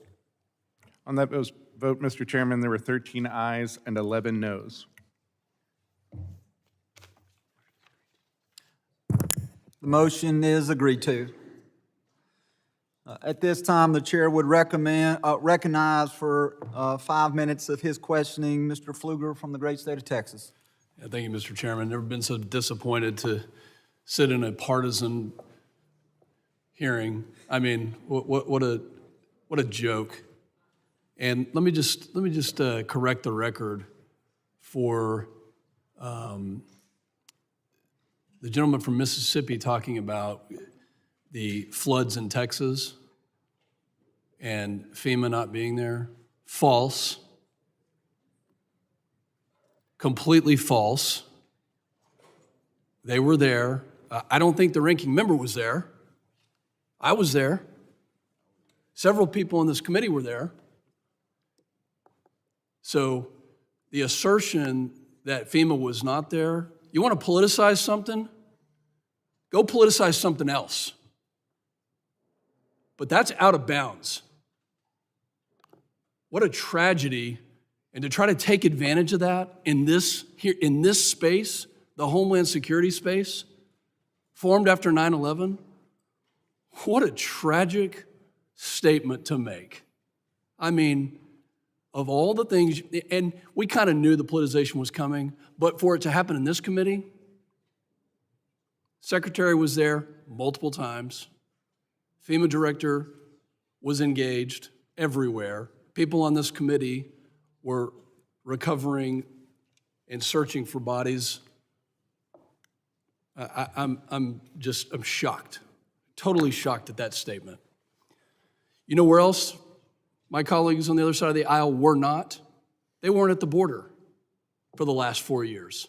I was there. I'd like to seek unanimous consent to submit for the record 2 videos from the Darien Gap from a Codell in 2023, Mr. Chairman.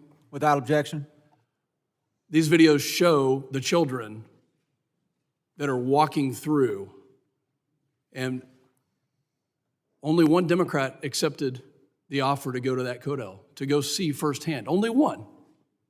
The entire subcommittee was invited, and yet only one, and he's no longer a member. Only one. And you know how many hearings we had at the border from 2021 and 2022? 0. You know how many hearings we had on border security from 2021 to 2022? 0. So it's pretty rich to hear the assertions from the gentleman from Mississippi that the FEMA director is not involved in flooding, that DHS is not involved in flooding. Ms. Hopper, in your testimony, you talk about unprecedented trafficking due to lax sponsor vetting. And you also talk about alarming conditions and falsified records. I'm going to give you 2 minutes to describe the lack of sponsor vetting that led to the abuse of children at a level that is completely unprecedented. And be specific. Thank you for your time. When we're talking about sponsor vetting, when I spoke with a retired Border Patrol agent, he had said that the requirements to adopt a dog that was about to be euthanized were higher than the standards and the documents that needed to be provided for an adult to sponsor a child. He went through more hoops to adopt a dog than what people would go through to sponsor a child. When it only takes 2 phone calls to verify that someone picks up on the other line, voice verification, or you receive a photograph of an identification through WhatsApp with no facial match to the person sending the photograph. When people talk about doing better job in Photoshop with fake IDs than what the documents they received in a picture of an ID, and no meaningful background checks on these sponsors, when you have children that are unaccompanied, and as a mother, as a Christian, as a Hispanic, you have children being sent to known pedophiles, known gang members, known individuals with criminal backgrounds, that is what led to this. Thank you. Every single person that was on this committee from 2021 to the end of President Biden's presidency went to the border multiple times, and saw these atrocities that were happening firsthand, talked to these kids, saw the ones that were left in the brush. So it's pretty rich to say that we shouldn't be looking at NGOs that had a role, that were culpable and complicit in not vetting people or not doing the appropriate work. Mr. Chairman, thank you. Thank you for holding this hearing. I yield back. Gentleman yields back. The chair now recognizes the gentleman from California, Mr. Swalwell. Nobody asked for the cruel deportations that we're seeing right now. We were promised that violent criminals, the worst in our community, would be removed. I'm good with that.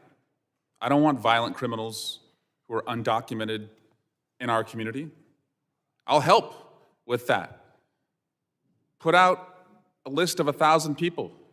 Most Americans are up for getting those folks out of our community. We were promised the worst would be removed. What we have found is that rather than focusing on the worst offenders in our community, this administration arrested a 6-year-old battling leukemia and detained that 6-year-old in the cruelest, harshest conditions.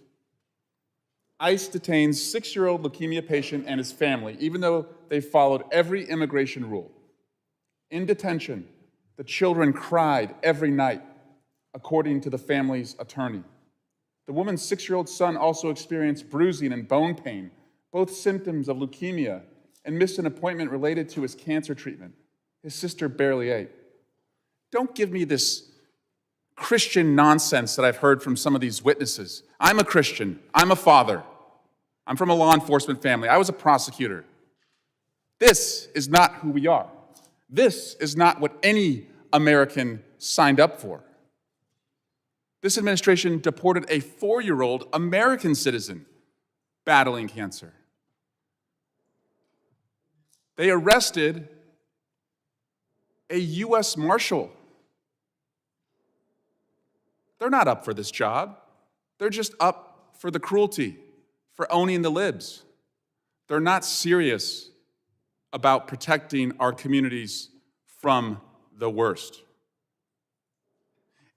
And these ICE agents running around our communities like masked bank robbers, terrorizing women, they're going to get themselves hurt, and I hope that doesn't happen.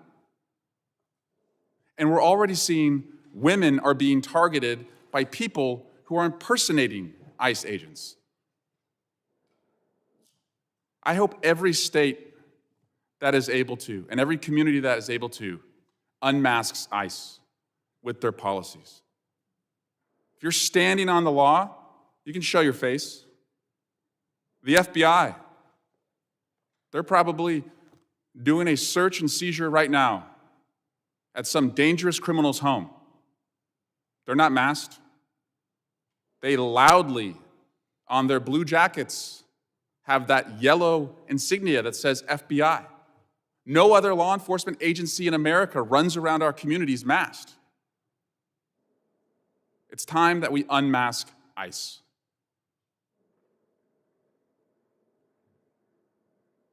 This is an administration that does not want to be held accountable. Secretary Noem does not want to come in and testify. Stephen Miller certainly doesn't want to sit in that chair and defend putting this 6-year-old battling leukemia into deportation proceedings. Tom Homeland doesn't want to come here and defend why he thinks it's okay to target people based on their accent and the color of their skin. Yes, he said that. Thankfully, a California court has shut that down, and hopefully more lawsuits are brought across America to shut that down. But my Republican colleagues in Congress, they don't work for the administration. They are, theoretically, an independent branch of government. Article 1, the preeminent branch of government. So why do they go for this? Why do they enable this? Why aren't they outraged that this 6-year-old boy was in a condition where children are crying every night and experiencing bone pain as he fights cancer? This issue is pretty simple. Go after the worst and protect the most vulnerable, the ones who are contributing to our community. So if our Republican colleagues are not up for holding the administration accountable, then Democrats will. So, Mr. Chairman, pursuant to Clause 2K6 of Rule 11, I move that the committee subpoena White House Deputy Chief of Staff for Policy and Homeland Security Advisor Stephen Miller. Gentlemen, yield back. Yes. Is there a motion? Motion to table. There has been a motion to Recorded table. The gentleman moves the motion to table. The motion to table is privileged and non-debatable. All those in favor of the motion to table, please signify by saying aye. Aye. Any opposed, no? No. The ruling of the chair is the ayes have it. Mr. Swalwell, Record vote. is there a motion for a recorded vote? A motion for a recorded vote has been made. We will allow the clerk a moment to resume his position.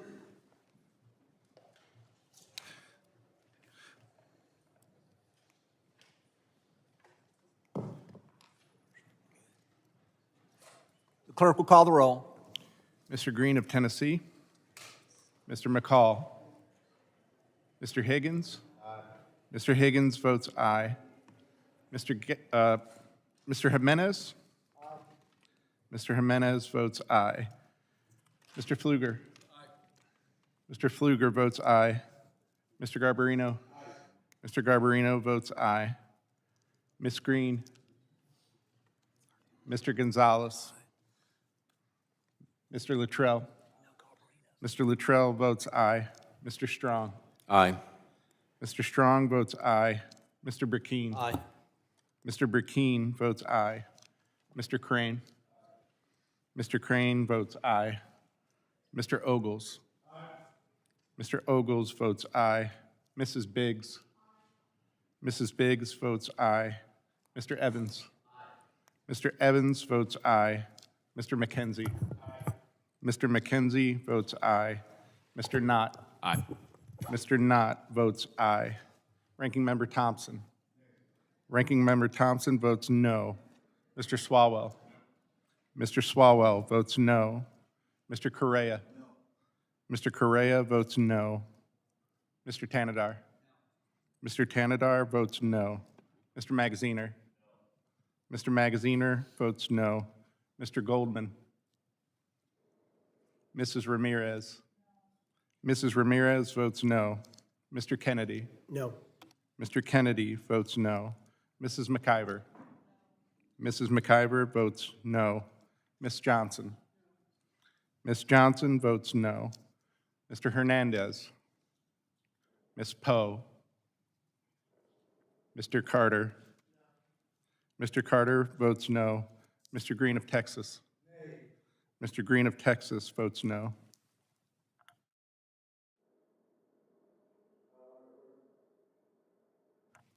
Mr. Goldman has not been recorded. No. Mr. Goldman votes no. Mr. Clerk, how's the chair recorded? The chair has not yet been recorded. Chair votes aye. The chairman votes aye. Are there any other members who wish to have their vote recorded? If not, the clerk will report the total to the committee.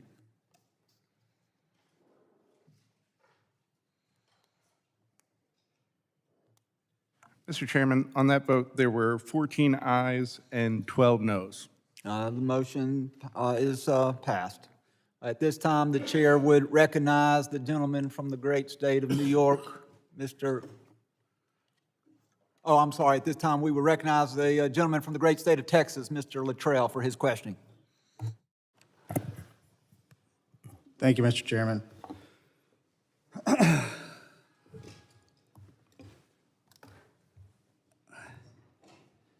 I'm going to point out Mr. Swalwell's point about that young man, and I don't know the information on it, that he was detained.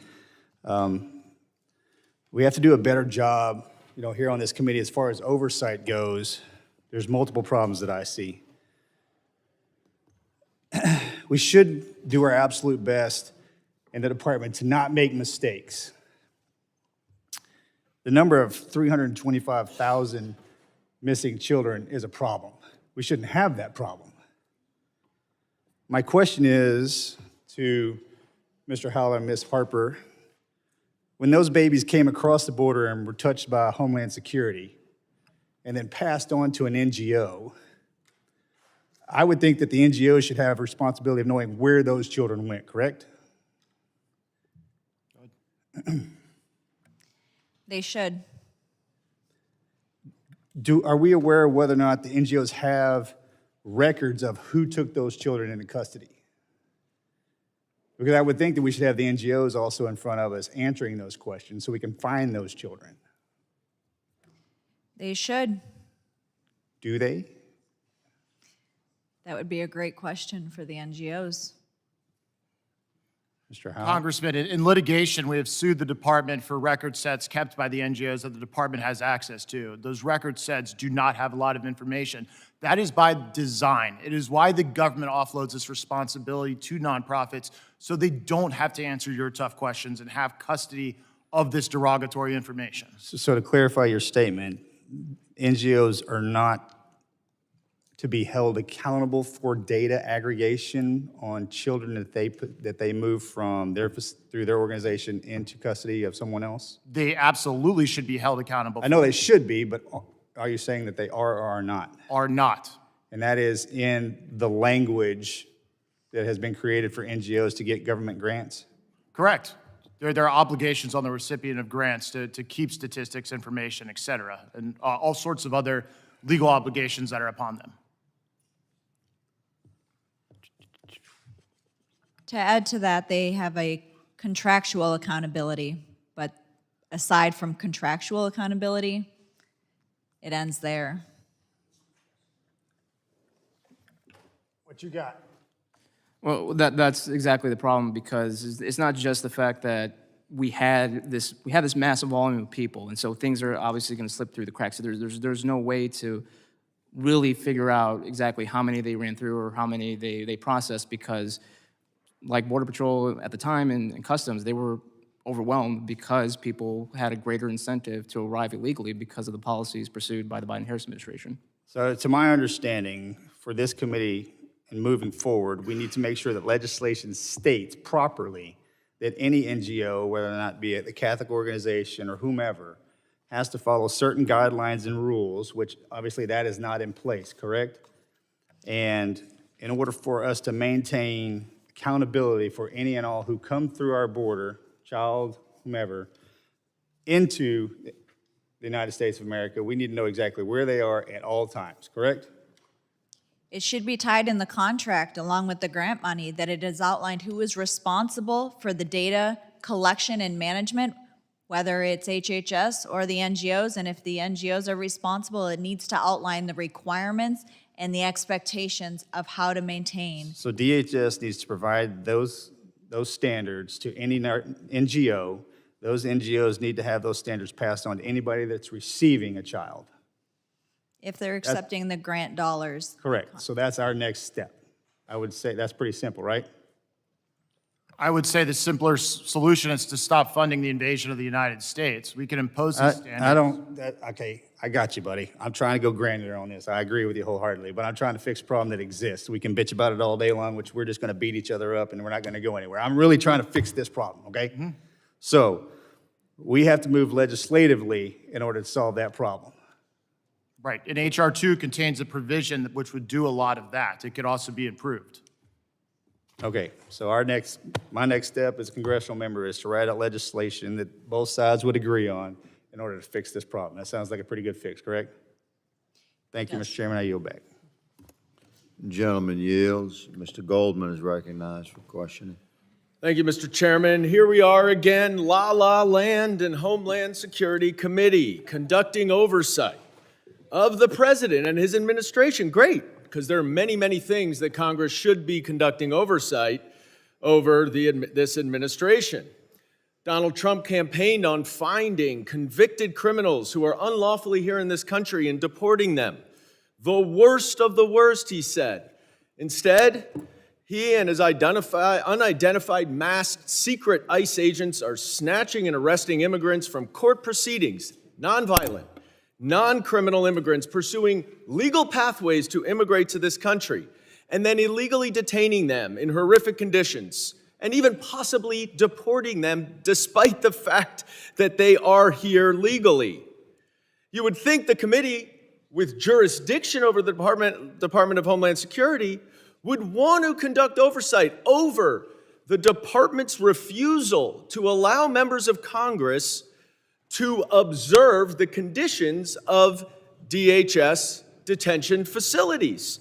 In fact, there is a specific statute that authorizes both Republicans and Democrats to conduct oversight over facilities that house or detain immigrants. But no, the department refuses. So we're here in the Homeland Security Committee, and I'm sure the Republican majority does not like it when this administration undermines its own authority, its own statutory authority, to conduct oversight. But no, instead of all of that, we are here talking yet again about Joe Biden. Newsflash, Joe Biden is not the president. He hasn't been the president for 7 months.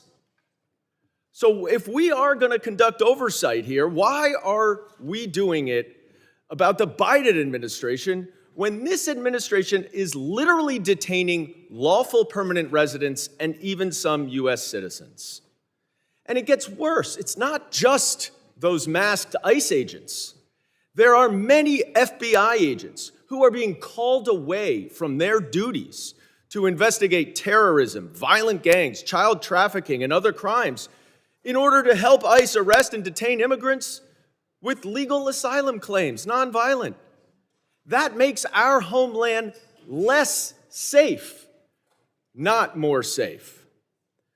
So we should hear from FBI Director Kash Patel about how many of his criminal investigators are being taken away from their criminal investigatory jobs, keeping Americans safe in order to help round up non-criminal immigrants trying to immigrate the right way. Some of these detainees are being held in Bureau of Prisons detention centers that are unfit for convicted criminals to stay in. We should hear from Pam Bondi about how much of the department's resources are being used to detain these nonviolent, non-criminal immigration detainees. And while they're here, we can ask them about a very pressing question. What's going on with the Epstein files? Donald Trump promised to release them. Pam Bondi said she had the files on her desk and that she was going to release them in the name of transparency. Kash Patel has spent years railing against the FBI to release the files. Many of my Republican colleagues were banging on the table to release the Epstein files.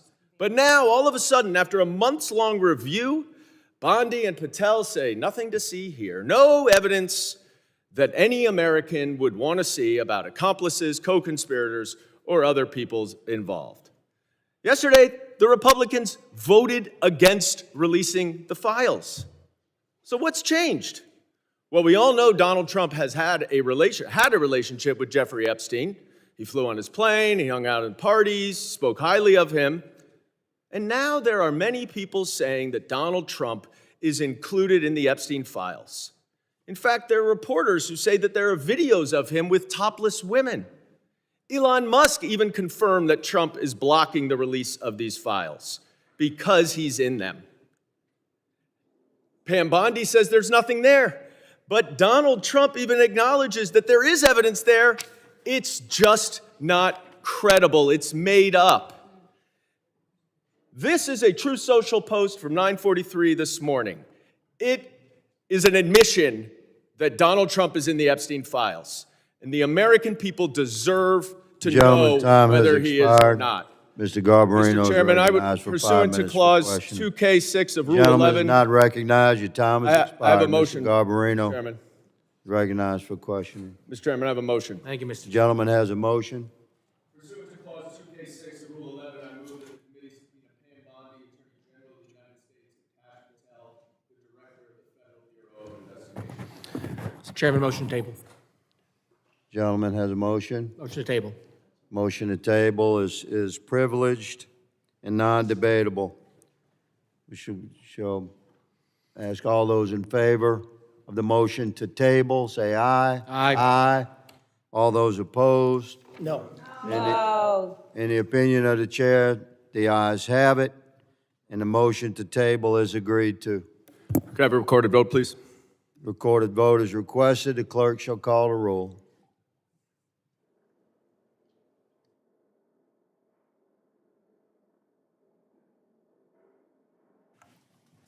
Mr. Green of Tennessee. Mr. McCall. Mr. Higgins. Aye. Mr. Higgins votes aye.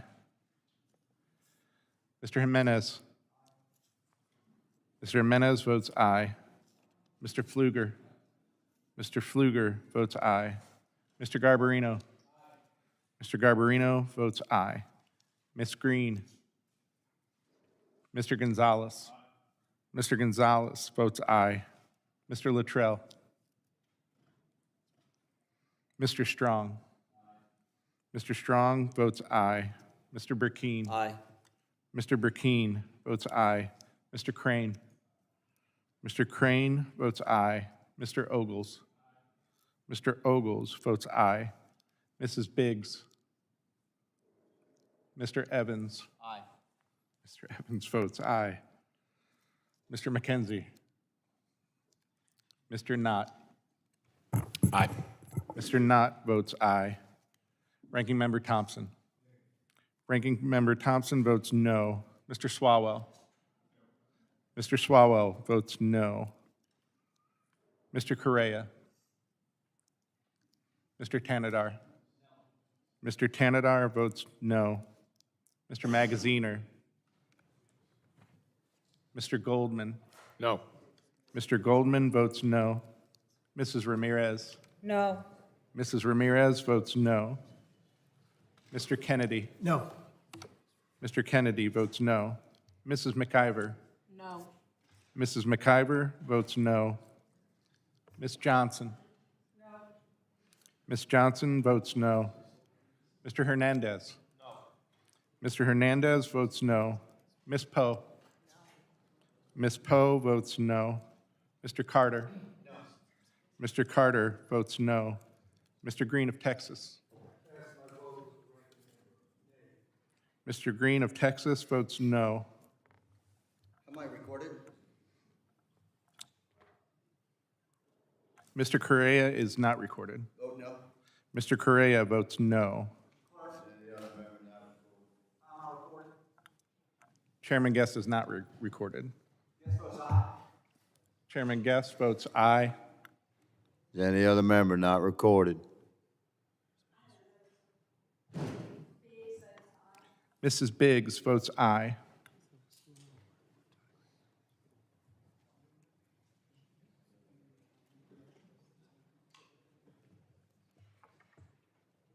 As a gentleman.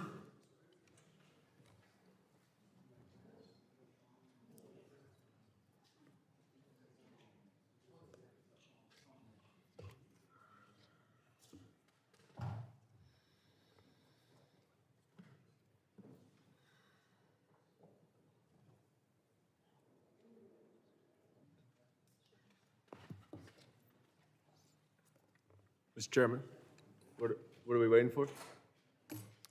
I'm sorry, sir. What are we waiting for? We're waiting for all members to complete voting, sir. We have all members who've completed votes, Mr. Chairman. Call the question. I'm sorry, sir. We'd like to call the question and have the vote tallied. All members who are present have voted. Your request is heard and denied. We're waiting for members to return to the chamber to vote. Mr. Chairman. Yes, Mr. Ranking Member. We went through this once, but that's not in the rule. It's kind of you to have that opinion, Mr. Ranking Member, but I'm the chairman, and we're going to wait till members return for the vote. You guys are pushing a button on these procedural votes. It's not on the agenda. It was not discussed prior to this hearing, and we're going to give all members on both sides ample time to return to the chamber and cast their vote. It's the end of that debate. Mr. Chairman, for the record, Perhaps it's not. the committee didn't even give notice of this hearing. So are you talking about engaging? I'm quite certain that the committee is within the parameters of the rules of the House and the committee. Mr. Ranking Member, you've been on the committee longer than most of us have been. That's why I'm trying to an explain the adult. rules to you. So I'm pretty sure you know the rules. We're following the rules. Which rule are you following, Mr. Chairman? You're the attorney, sir. You can look up the rules. I can tell you that I have high confidence that this committee, the staff of this committee, is following every rule, and the parameters shall be continued. We will wait for members to return to the chambers. This happens all the time. This is not new. This happens in every committee. When procedural votes are called, members have excused themselves after their questioning to handle our business. They have to return to the chamber. We'll allow that for the Democrats. We'll allow it for the Republicans. That's fair. Mr. Chairman, we've never asked to wait on a vote. Well, We've did never anyone tell you to ask, Mr. Ranking No, Member? Because it is not that's the generally rules of the how you committee. roll. It's not the rules of the committee. Okay, well, you're welcome to have that opinion, but I state again that the committee is operating within the parameters of the rules of the House and the committee. I have the gavel. Parliamentary inquiry, Mr. Chairman. I have the gavel, and I have the right to keep the vote open until members have returned from across campus to cast an important vote. Mr. Chairman. This is not new. It's historically accurate and traditional in Congress. That's not true, Mr. Chairman. It's never done in this committee, and other committees have specific rules that allow for the chairman to do this. This committee does not have that rule. We are simply asking if you are doing this pursuant to the rules of the House or the committee, that you simply point us to the rule that allows you to do this, because if you are now ruling as chairman without the authority of the rules, we have a whole different issue. Mr. Chairman, point of order. Point of order, the This gentleman. committee existed Mr. before the Garbarino. gentleman from New York was a member of Congress. I was in the minority back here in 2021, and some of my colleagues did. And the ranking member, who was chairman at that time, repeatedly held votes open when they were not, for members to return here to vote. Not because they Gentleman were yield. for one way or another, but for members to get back on procedural motions. I've experienced it when I was in the member minority. Members were allowed ample time to return from unscheduled votes in this committee. Thank you. The gentleman yields, and the gentleman is correct. Gentleman from New York, Is since the you ranking ref- member asking to be Yeah. recognized? Mr. Cabaret, that's not true. When did that happen? The ranking did that member is happen? not recognized. Does Ms. McIver wish to be recognized? No, I'm still talking. You haven't been recognized. You recognized Would me. you like? I did not. You did. You want me to recognize you now? You recognize now? Obviously, I was talking to you already, Mr. Garbarino, because I had been recognized. Yeah. But that's not true. That is factually not true what you said. That is, I don't recall the date, but I recall it happening. I recall votes being held open. So because whether there were other votes or other committees, there was procedural motions. There were also markups where votes were held open or sometimes I'm delayed. reclaiming my time. Look, all this is just delaying till somebody get here. And Mr. Chairman, the rules are the rules. And for you to try to make them up as you go, that's not how you do it. You gentlemen yield. How am I recorded? Mr. Magaziner has not been recorded. I asked to be recorded as a no. Mr. Magaziner votes no. Mr. Chairman, while we wait, can I introduce a UC request? Gentleman has a unanimous consent request. You recognize? I would move to introduce a Truth Social post from Donald Trump from 9:43 a.m. Railing against. Mr. Chairman, we're in the middle of a vote. I don't think you can entertain a UC request. I'm advised, that although I'm quite generous with recognizing my colleagues across the aisle here, it's contrary specifically to the rules for you to introduce unanimous consent. Will the gentleman let us close this vote out? We're happy to recognize. Of course, I'm happy to Thank you, sir. reintroduce. Mr. Chairman? Trying to be polite. Mr. Chairman? Given that there seem to be some attendance issues, at least on the Republican side, I move that the committee do now adjourn. There's an open vote right now. You're welcome to make a motion to adjourn after we close this Mr. Chairman, vote. point of order. A motion to adjourn is the highest privilege, so it would I'm not doing an supersede- open vote. It would supersede Motion the to open adjourn, if you continue with your motion and enter your motion after we've closed this vote, then the chair will entertain that. but parliamentary Right inquiry. now, Can I make a, this vote is open, it's going to remain open until Chairman, can I ask a members question? have been allowed to return. Parliamentary inquiry. My understanding is that a motion to adjourn is the highest privilege and has to be acted on even if there is another open vote.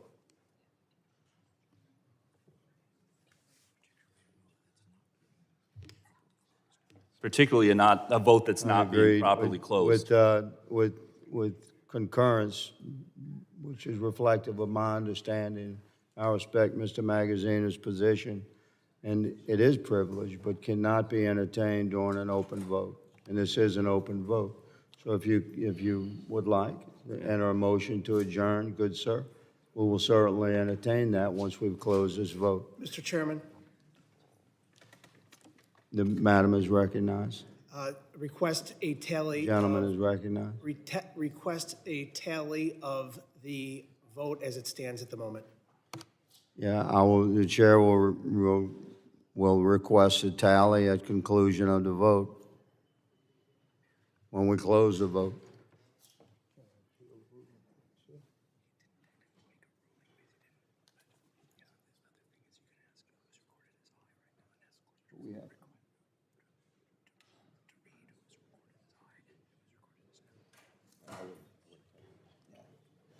Green from Texas, Mr. Chairman. May I be recognized? Of course, my friend from Texas is recognized. Thank you, my friend. Is it in order to make a motion to close the vote? I don't believe that a motion to close the vote is in order or required. The chair is keeping the vote open until members from either side of the aisle return to the chamber for this unscheduled procedural vote. And may I consider this a ruling of the chair? You can't challenge the ruling of the chair on a motion that's not recognized during an open vote. So if you continue if you would like to submit a motion to adjourn, I would suggest you follow the rules there as well, but you'll have to wait until this vote is closed, good sir. What I would like to do is, as we have done with other motions, is appeal the ruling of the chair. You're welcome to appeal the ruling of the chair if it's within the parameters of the rule, but that appeal will not be entertained during an open vote. Mr. Chairman, you have made a decision by keeping the vote open. That is, in effect, a ruling. And Mr. Green is appealing that decision you've made. Yeah, we're not going to entertain a motion or an appeal while the vote is open, Mr. Ranking Member. You know that. Well, I know it, but it's not the rules. We've always, and ladies and gentlemen, I understand your position. Understand you making a stance in the Homeland Security Committee. We're just making a stance for you to follow the rules. Historically and traditionally, this committee and every committee I've served on has kept votes open when you have an unscheduled procedural vote to allow members to return to the chamber to cast a vote. Mr. Chairman? This happens if we're in the majority or you're in the majority. It's ideologically, appropriate from either perspective to allow your members to return to the chamber. And it's certainly the historical and traditional means by which we deal with unscheduled procedural votes. Mr. Chairman? Who was that, please?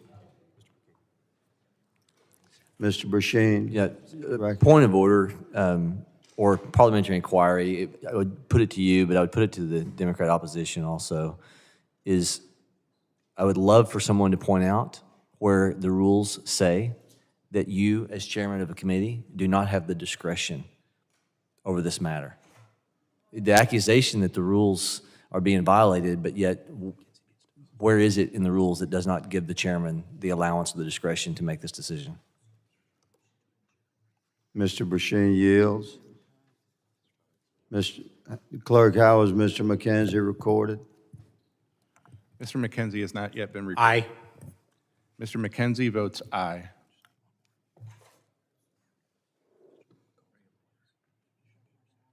Wait on one more.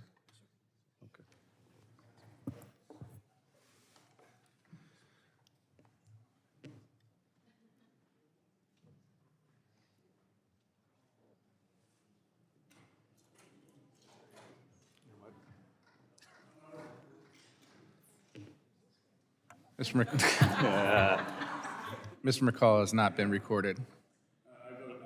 Mr. McCall votes aye.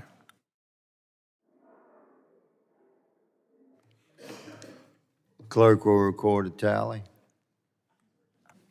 Mr. Chairman, on that vote, there were 15 ayes and 14 noes. The motion to table has succeeded, and the chair recognizes Mr. Magaziner for questioning.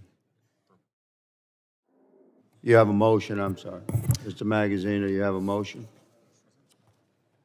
No, I'll proceed with The my. gentleman withdraws his intention. Mr. Garbarino? Thank you, Mr. Chairman. Thank you for the witnesses for being here. I'm sorry that you're experiencing this today. It's not normal how the committee works.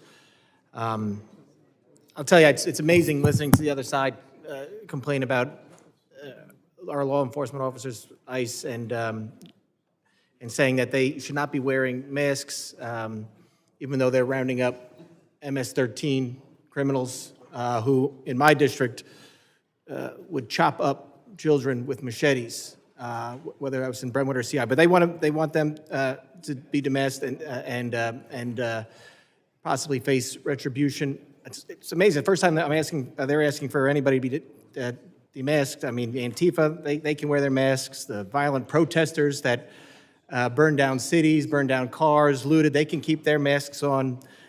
God forbid we hold the criminals accountable and ask them to be demasked. But our law enforcement officers, let's put them in danger for retribution from violent drug cartels and MS-13, who we know, whether in the U.S. or in Mexico or in South America or Central America, kill whoever they want, however they want, whenever they want. But let's put our law enforcement officers in harm's way. Ms. Hopper, organizations that aided and abetted illegal immigration activities must be held accountable.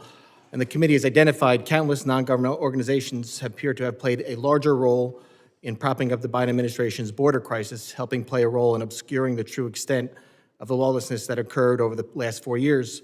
Can you highlight some of the most egregious examples of the activities NGOs engaged in support of the Biden administration's open border policies? Thank you.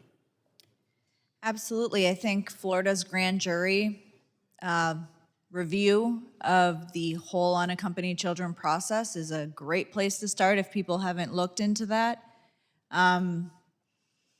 There are numerous situations where you can look at the funding of what the NGOs took in, starting with the 990s.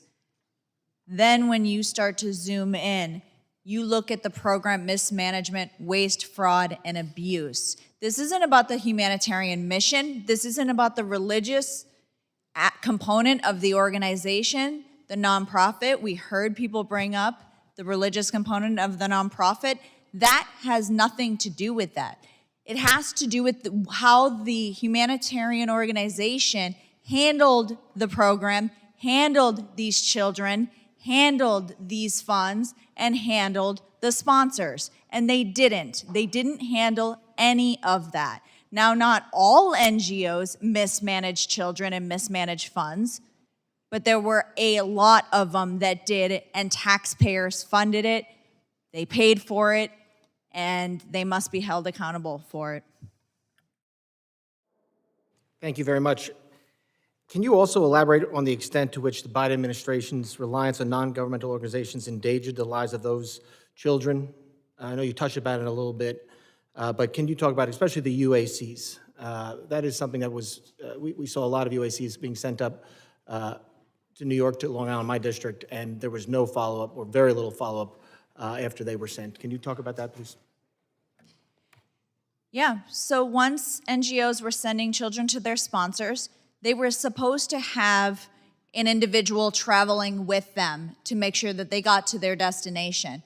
We were actually on a flight with numerous UACs that were unaccompanied, couldn't speak the language, and airlines struggled to communicate with them. They were traveling alone. When we spoke with the flight attendants, they outlined numerous situations where children showed up at incorrect locations. CPS would have to be called because the sponsor either didn't show up, they were at the wrong location, they couldn't communicate with these unaccompanied children, and they were not supposed to be traveling alone.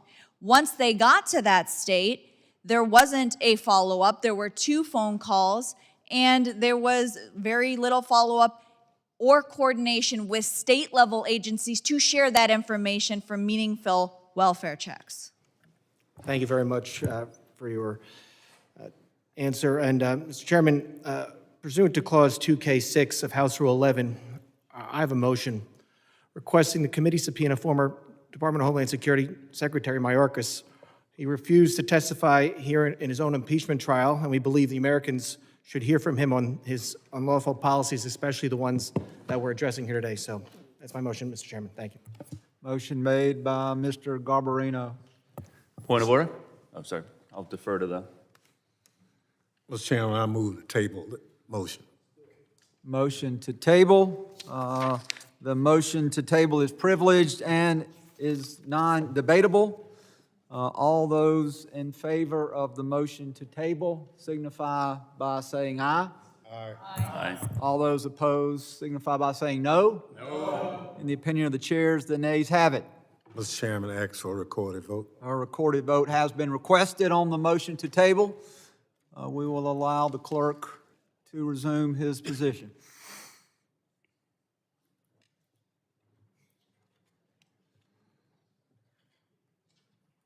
Mr. Clerk, if you will please call the roll. Point of order. Point of order, Mr. Chairman. I would like this committee to wait for other members to return from both sides of the aisle for the vote. Ms. Kennedy, thank you for your input, but Mr. Clerk, if you would please call the roll. Thank you for your consideration, Mr. Chairman, as you're clearly demonstrating your partisanship in not allowing members of this committee to return as you held this open for at least 15 minutes on the last vote, which I've never seen anything so ridiculous in my entire 2+ decades of service in government. This committee's broken the rules countless times today, and it continues. Point of order, Mr. Chairman. Mr. Ogles. If you open the vote so we can begin, is it possible for you to hold the vote open so other members can return as we just did previously, sir? Mr. Clerk, if you will call the roll, members will have the opportunity to return as the vote is being called and as votes are being recorded. So please call the roll. I believe we also have votes that are occurring now on the House floor, so if you will call the roll on this matter. Point of order, Mr. Chairman. Mr. Garbarino stated that Secretary Mayorkas did not come before this committee. He came dozens of times, but Stephen Miller has refused to come. Tom Homan has refused to come.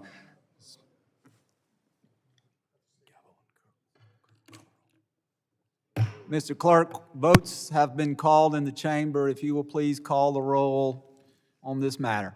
Mr. Green of Tennessee. Mr. McCall. McCall votes no. Mr. McCall votes no. Mr. Higgins. No. Mr. Higgins votes no. Mr. Jimenez. No. Mr. Jimenez votes no. Mr. Pfluger. No. Mr. Pfluger votes no. Mr. Garbarino. Mr. Garbarino votes no. Ms. Green. Mr. Gonzalez. Mr. Gonzalez votes no. Mr. Luttrell. No. Mr. Luttrell votes no. Mr. Strong. No. Mr. Strong votes no. Mr. Burkeen. No. Mr. Burkeen votes no. Mr. Crane. Mr. Crane votes no. Mr. Ogles. Mr. Ogles votes no. Mrs. Biggs. Mrs. Biggs votes no. Mr. Evans. Mr. Evans votes no. Mr. McKenzie. No. Mr. McKenzie votes no. Mr. Knott. No. Mr. Knott votes no. Ranking Member Thompson. Aye. Ranking Member Thompson votes aye. Mr. Swalwell. Mr. Correa. Aye. Mr. Correa votes aye. Mr. Tanadar. Yes. Mr. Tanadar votes aye. Mr. Magaziner. Aye. Mr. Magaziner votes aye. Mr. Goldman. Mrs. Ramirez. Mrs. Ramirez votes aye. Mr. Kennedy. Aye. Mr. Kennedy votes aye. Mrs. McIver. Aye. Mrs. McIver votes aye. Ms. Johnson. Ms. Johnson votes aye. Mr. Hernandez. Mr. Hernandez votes aye. Ms. Poe. Ms. Poe votes aye. Mr. Carter. Mr. Green of Texas. Mr. Green of Texas votes aye. Any other members wish to record their vote? Mr. Clerk, how am I recorded? The chairman has not been recorded. Please record me as a no. Mr. Goldman has entered the chamber. Mr. Goldman, would you like to be recorded? I would, aye. Mr. Goldman votes aye. Any other additional members who wish to be recorded? Mr. Clerk, if you will please report the tally.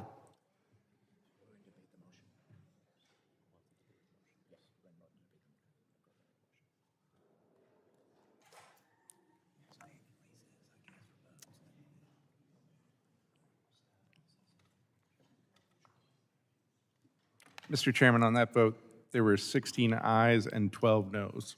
The motion to table is not agreed to.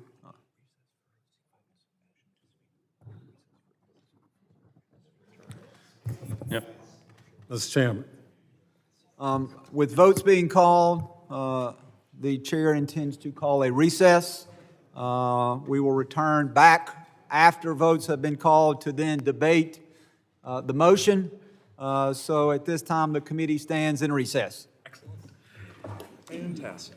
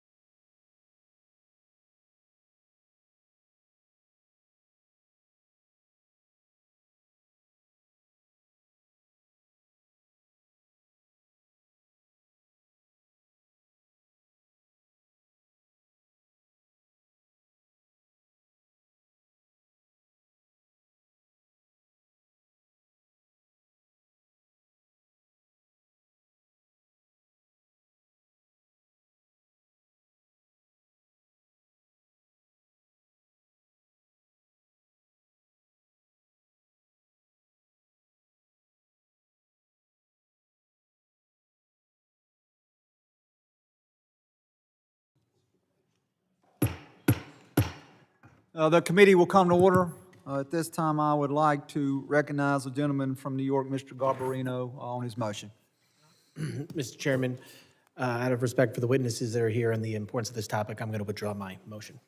The motion has been withdrawn. Then I will now recognize Ms. Ramirez for 5 minutes for her questioning.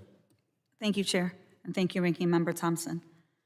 It's been a long time in this committee, but I want to start by talking about civil society, because civil society, in my opinion, is the first line of defense for our communities when authoritarianism, like the one that the president is attempting on our democracy, tries to attack us.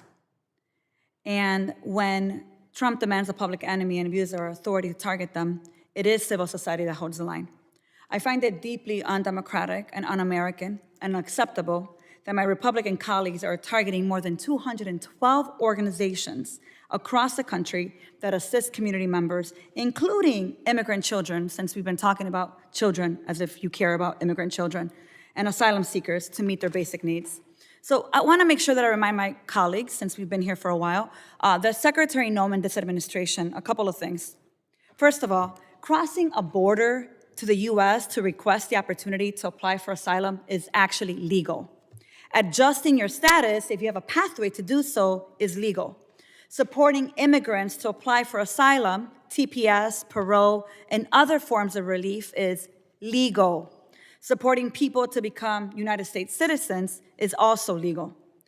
Look, Republicans are going to lie and gaslight us all to help their fascist boss suppress dissent. Let me ask you, who drags the reputations of essential nonprofits in our communities? I'll tell you who. Authoritarians, bullies, these weak wannabe kings who are scared of civil society because they uphold the democracy.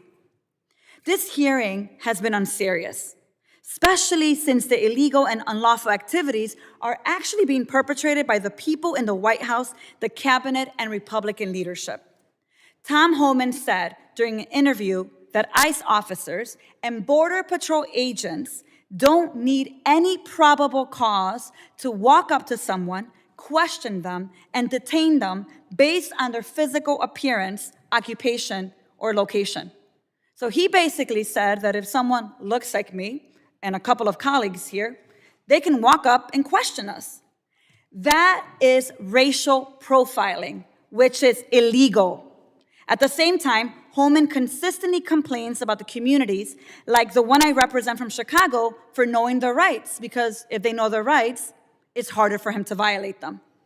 Tom Homan's disregard for our rights is unconstitutional. And since Mr. Homan, AKA the border czar, has the audacity to repeatedly brag about his legal immigration enforcement practices and disrespect due process, I demand he come before us to respond to the multitude of questions we have for him in person. But not just him. Governor Ron DeSantis of Florida is complicit in the construction of the alligator Alcatraz and the violations of human rights being perpetrated there. Florida's replica of one of our most notorious prisons is a clear illustration of the brutality of the Trump administration. They unlawfully robbed funds from cities supporting asylum seekers to build a CCOT-like detention center in one of the most dangerous places in the United States. Yet, DeSantis has the audacity to repeatedly brag about the inhumane conditions at Alligator Alcatraz and celebrate the violence being perpetrated with American tax dollars. Governor DeSantis must testify before this committee and provide answers to our questions about the atrocities being committed in his state. And he should also bring Secretary Marco Rubio. Because the truth is, we shouldn't be sending people to foreign countries when they may face torture and death with no chance for due process or appeal, particularly when they have not had their day in court and have not been subject to an extradition request. It is a gross violation of our shared humanity and our ideals as a nation to use money that's been appropriated to support refugees to disappear them to offshore prisons in countries they do not know and have no connection to. Yet Trump, Noem, and Rubio have repeatedly been caught red-handed, blatantly breaking the law, entering into backdoor agreements with foreign countries to deport people without due process. So, Mr. Chair, pursuant to Clause 2K6 of Rule 11, I move that this committee subpoena Thomas Douglas Homeland, Ron DeSantis, and Marco Rubio. Does the gentlelady yield back? I would like to make sure that my subpoena request is in record and is considered. Yes, ma'am. Do you yield back? I do. Is there a motion? Mr. Chairman, I move to table. Motion to table has been offered. The gentleman that moves the motion to table, this is, as we well know now, a privileged and non-debatable motion. All those in favor of tabling the motion, please signify by saying aye. Aye. Any opposed, no. No. In the opinion of the chairs, the ayes have it. Is there a motion? I'd like a recorded vote. There has been a motion for a recorded vote. Mr. Clerk, thank you for your yeoman's work today. Mr. Clerk, if you will please call the roll. Mr. Green of Tennessee. Mr. McCall. Mr. Higgins. Mr. Higgins votes aye. Mr. Jimenez. Aye. Mr. Jimenez votes aye. Mr. Pfluger. Mr. Pfluger votes aye. Mr. Garbarino. Aye. Mr. Garbarino votes aye. Ms. Green. Mr. Gonzalez. Mr. Luttrell. Mr. Strong. My apologies. Aye. You were just called, yes, sir. That's all right. Mr. Luttrell votes aye. Apologize. Mr. Strong. Aye. Mr. Strong votes aye. Mr. Burkeen. Aye. Mr. Burkeen votes aye. Mr. Crane. Mr. Crane votes aye. Mr. Ogles. Mr. Ogles votes aye. Mrs. Biggs. Mr. Evans. Mr. Evans votes aye. Mr. McKenzie. Mr. McKenzie votes aye. Mr. Knott. Ranking Member Thompson. Nay. Ranking Member Thompson votes no. Mr. Swalwell. Mr. Correa. No. Mr. Correa votes no. Mr. Tanadar. No. Mr. Tanadar votes no. Mr. Magaziner. No. Mr. Magaziner votes no. Mr. Goldman. Mrs. Ramirez. Mrs. Ramirez votes no. Mr. Kennedy. No. Mr. Kennedy votes no. Mrs. McIver. Ms. Johnson. Mr. Hernandez. Ms. Poe. Mr. Carter. Mr. Carter votes no. Mr. Green of Texas. Mr. Green of Texas votes no. Are there any members who wish to record their vote?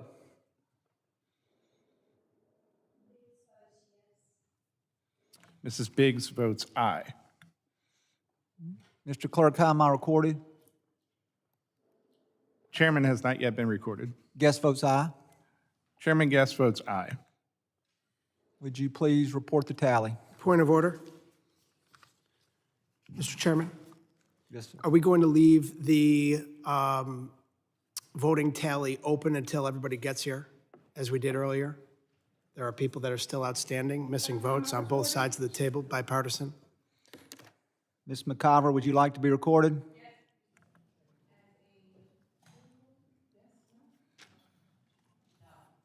Ms. McIver votes no. Would the clerk report the tally? Mr. Chairman, are we going to leave the Would the vote clerk tally report the Chairman, on tally? that- You're not recognized, Mr. On Kennedy. that vote, there were 13 ayes and 9 noes. The opinion of the chair, based upon the recorded vote, the motion prevails, and this motion is in fact tabled. At this point, I would recognize Mr. Strong for 5 minutes. Thank you, Chairman Guest. To our witnesses, I want to apologize to each of you. I know that y'all have walked into a spit-wad fight here, and I thank each of you for being here before us today. The American people deserve details, accountability, and especially when it comes to their taxpayer dollars, they deserve answers. You think about it, in recent years, far too much federal funding has gone to NGOs with little oversight, questionable practices, and in some cases, connections that raise serious red flags. In 2021, ICE awarded an $86 million no-bid contract to Endeavors for hotel stays for illegal immigrants. Mr. Howell, could you broadly talk about the risk to border security and accountability when the federal government outsources key functions to non-government organizations? Absolutely. So there's a clear break in the paper trail and accountability. Once the money leaves DHS, there's little in the way of reporting requirements as to how it's spent, how it's maintained, where the illegals go, and all sorts of other standards that relate to condition. For example, in these nonprofit facilities, not much in the way of licensing requirements or living standards are there. Yet you have all this attention on ICE facilities for quite the opposite reasons. And so it's a vastly different ecosystem. In his testimony, Mr. Rosa noted that certain non-government organizations were present during the recent unrest in Los Angeles, and many have played a role in obstructing federal operations. Mr. Howell, has your team identified any instances where federally funded non-government organizations appear to be aligned with political advocacy groups or campaigns in ways that could raise concerns about conflicts of interest or inappropriate influence? Absolutely. I think the most recent, former Secretary of Homeland Security, Alejandro Mayorkas, who was impeached, coming from Hebrew Immigrant Aid Society, is an example of how this whole system works and the very cozy relationship between the nonprofits and governmental actors. As it relates to the violence we see in the streets, the foot soldiers and organizers, I would say, are 1 degree removed away from those receiving government funds, the giant organizations like Catholic Charities and others who do a lot more in terms of public advocacy. It's a very complex ecosystem, all pushing in the same direction. Turning to Ms. Hopper, DHS OIG previously found that nearly 60% of certain emergency food and shelter programs reimburses lacked adequate receipts, didn't turn in receipts. Does this suggest a pattern of gross financial mismanagement or potential fraud among NGOs receiving DHS grants? It absolutely does. When you're unable to provide receipts, and we have firsthand accounts of facilities serving rice and beans and charging the U.S. government a steak and lobster diet, that's a problem. Ms. Hopper, in your view, how did the federal government's emphasis on rapid placement over thorough screening create opportunities for traffickers to exploit the unaccompanied alien children program? They absolutely did. We interviewed incarcerated cartel members that knew when this administration took over that they were not going to have access to the same pipelines and taxpayer dollars that they had access to before. They know that when unaccompanied children came in, they would provide the name, number, and address of the sponsor, cartel controlled, so that the child could be put to work to pay off the debt that they owed their smuggler or trafficker. Ms. Hopper, beyond the serious risk of exploitation and trafficking, there are growing concerns that some unaccompanied alien children may be vulnerable to recruitment by violent gangs like MS-13 or Tren de Agra. Is that something that has come up in your investigations and research? It absolutely has. With the open borders, we had numerous transnational criminal organizations, criminal networks, bad actors come into this country, and with them, they are looking for recruits. And so when you have young teenagers looking for, they have food instability, housing instability, and they have a debt to pay off, they are going to pay that off by working with cartel members. Thank you. To close out my time, one issue that has been raised by state, local law enforcement is the lack of communication by NGOs as they facilitate the movement and settlement of these aliens in local communities. Keeping law enforcement out of the loop creates public safety concerns and likewise does a disservice to the settlement of migrants. For any of our witnesses, can you speak to why these NGOs were encouraged not to work with local law enforcement and some of the downstream implications of these poor policies? It's because that would have gotten in the way of moving as many illegal aliens around the country as humanly possible, which was completely the opposite of the goal of the Biden administration and the NGOs. That's why they don't cooperate. They didn't cooperate because they didn't have to cooperate. Contractually, they weren't required to, and so they didn't. I concur with my fellow witnesses. Thank you, Mr. Chairman. I yield back. Gentleman yields back. The chair recognizes Mr. Magaziner for 5 minutes of questioning. Thank you, Chairman. Donald Trump said he would focus on deporting criminals and people with removal orders, but that is not what his administration has been doing.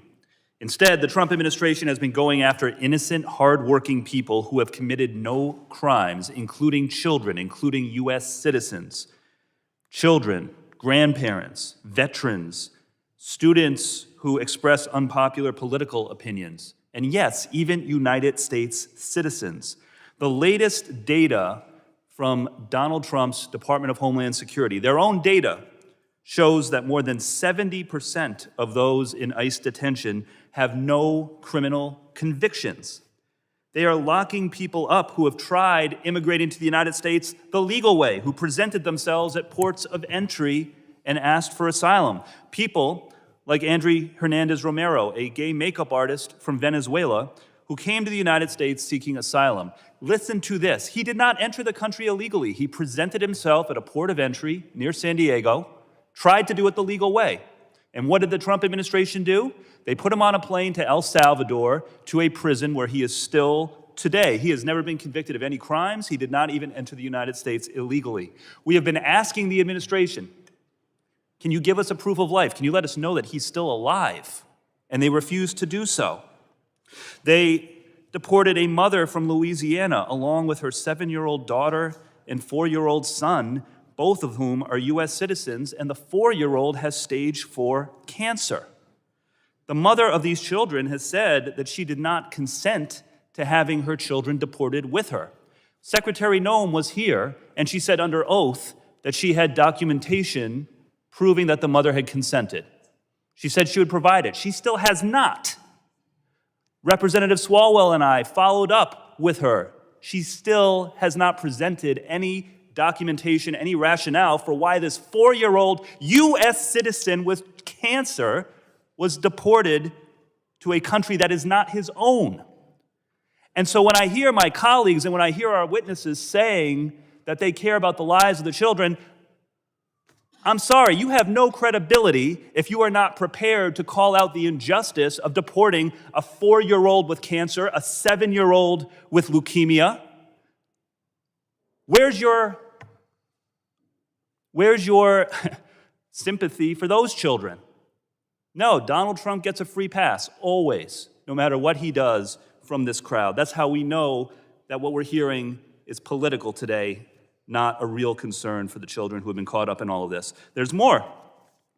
This family in Oregon, 4 children, all U.S. citizens. These 4 children, along with their parents, who have no criminal record, were put into detention by ICE for 2 weeks in a Border Patrol facility that is not designed for long-term detention, a 10-by-10 cell that these 5 were in. They were just released after 2 weeks. These U.S. citizen children, where's the concern for them?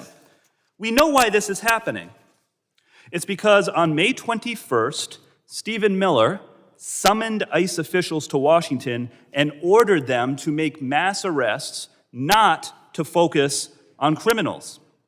He said, go after people at Home Depot and 7-Eleven.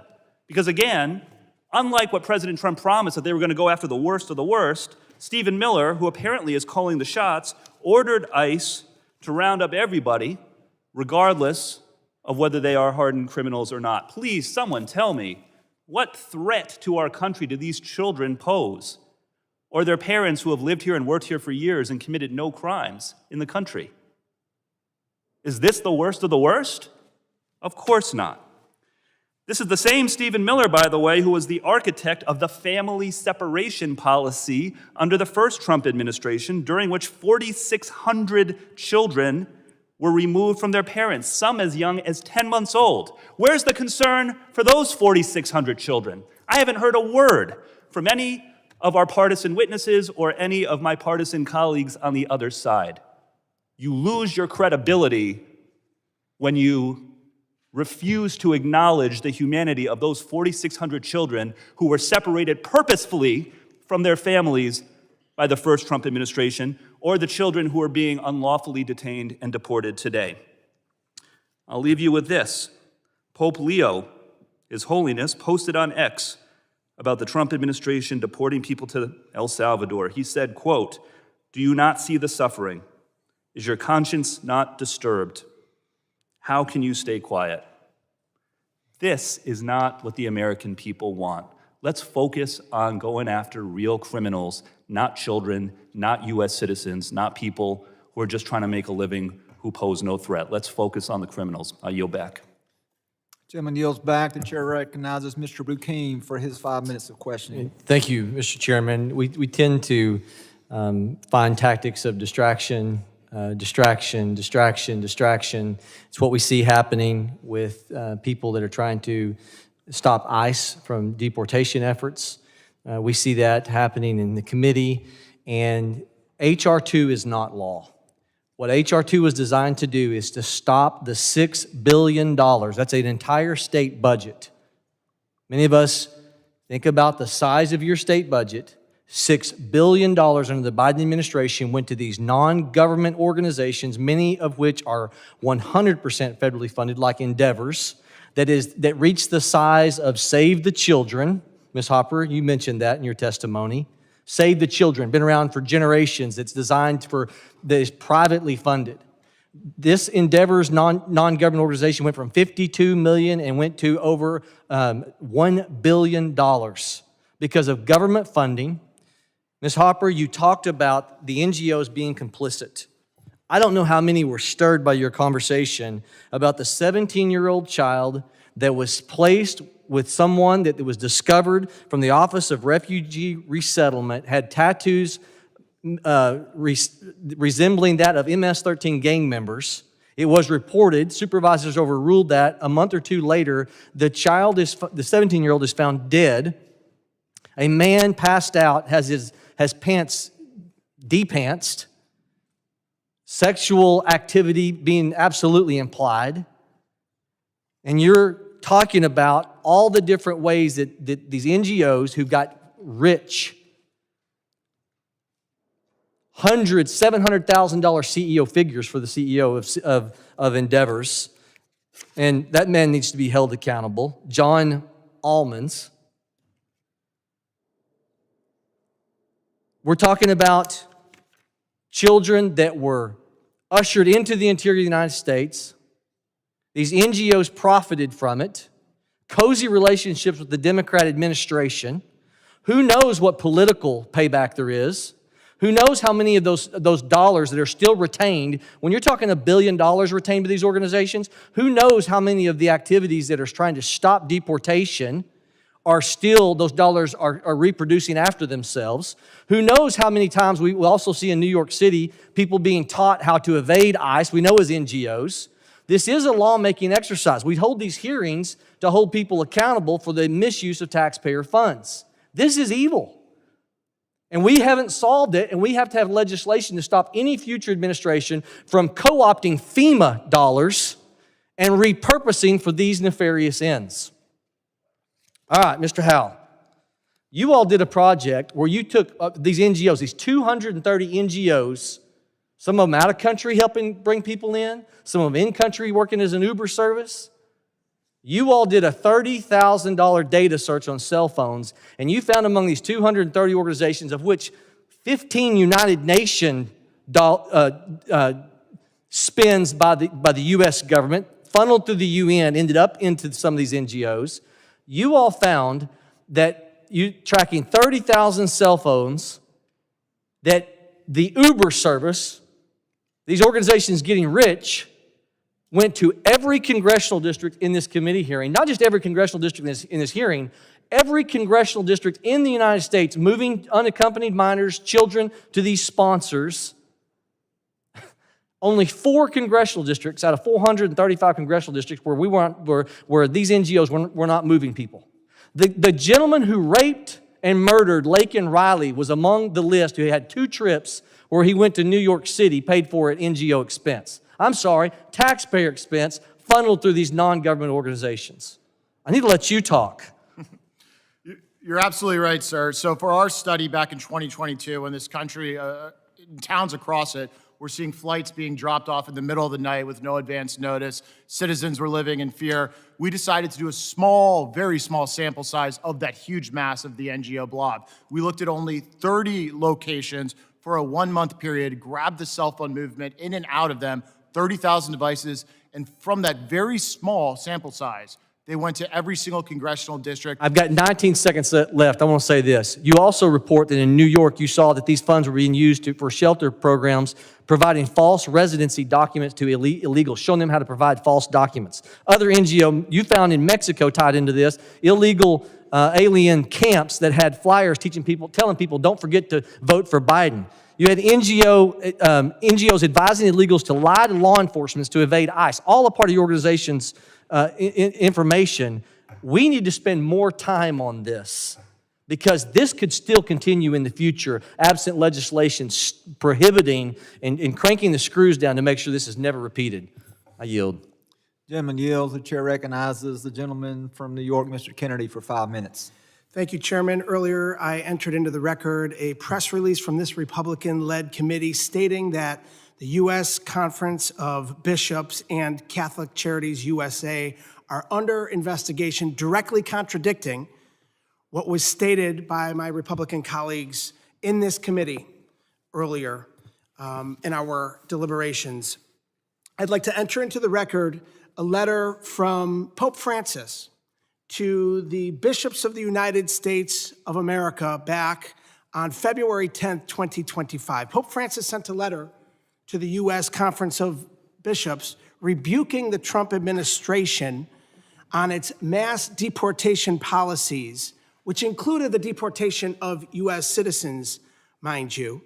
And just a couple of months later, what seems like retribution from the Trump administration and congressional Republicans, now Catholic Charities USA and U.S. Conference of Bishops are being investigated, and funding is being cut to the humanitarian work that they're doing across our country. It's deeply offensive to Catholics across this nation, and it reeks of anti-Catholicism, and it needs to stop. But this is just the tip of the iceberg. You know, as is the case with all of our districts, there are many organizations that do incredible work that help resettle new Americans and refugees. We lose sight of the selfless humanitarian work that these local non-government organizations do when we rope them in with the partisan grievances that we're hearing here today. In my own district, there's hundreds of refugees that have settled in just the last 3 months alone. But in the last year across our country, over 100,000 refugees have come to this great nation who have faced unimaginable hardship based on religion, race, nationality, political opinions, or sexual orientation. And they rely on the housing, case management, nutrition, and job placement services provided by these NGOs. And they're doing their best to make ends meet, to become a part of a new community. And you know, while that is critical, life-altering support made possible in large part to the federal government investment in these programs and funding streams are being cut by this administration and congressional Republicans.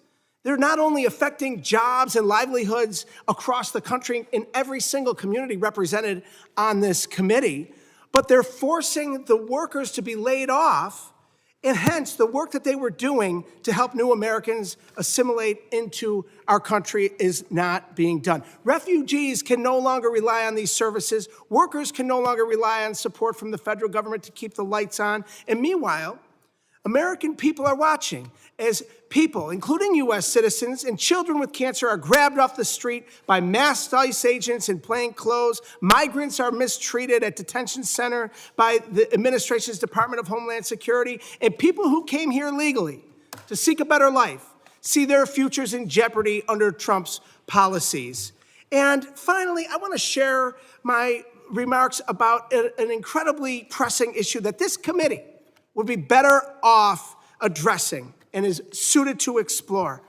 It's already been addressed today, but all of our hearts are broken about what transpired in Texas with the flooding. just a week and a half ago. And in Kerr County, Texas, surrounding areas experiencing the unimaginable devastation and loss of life.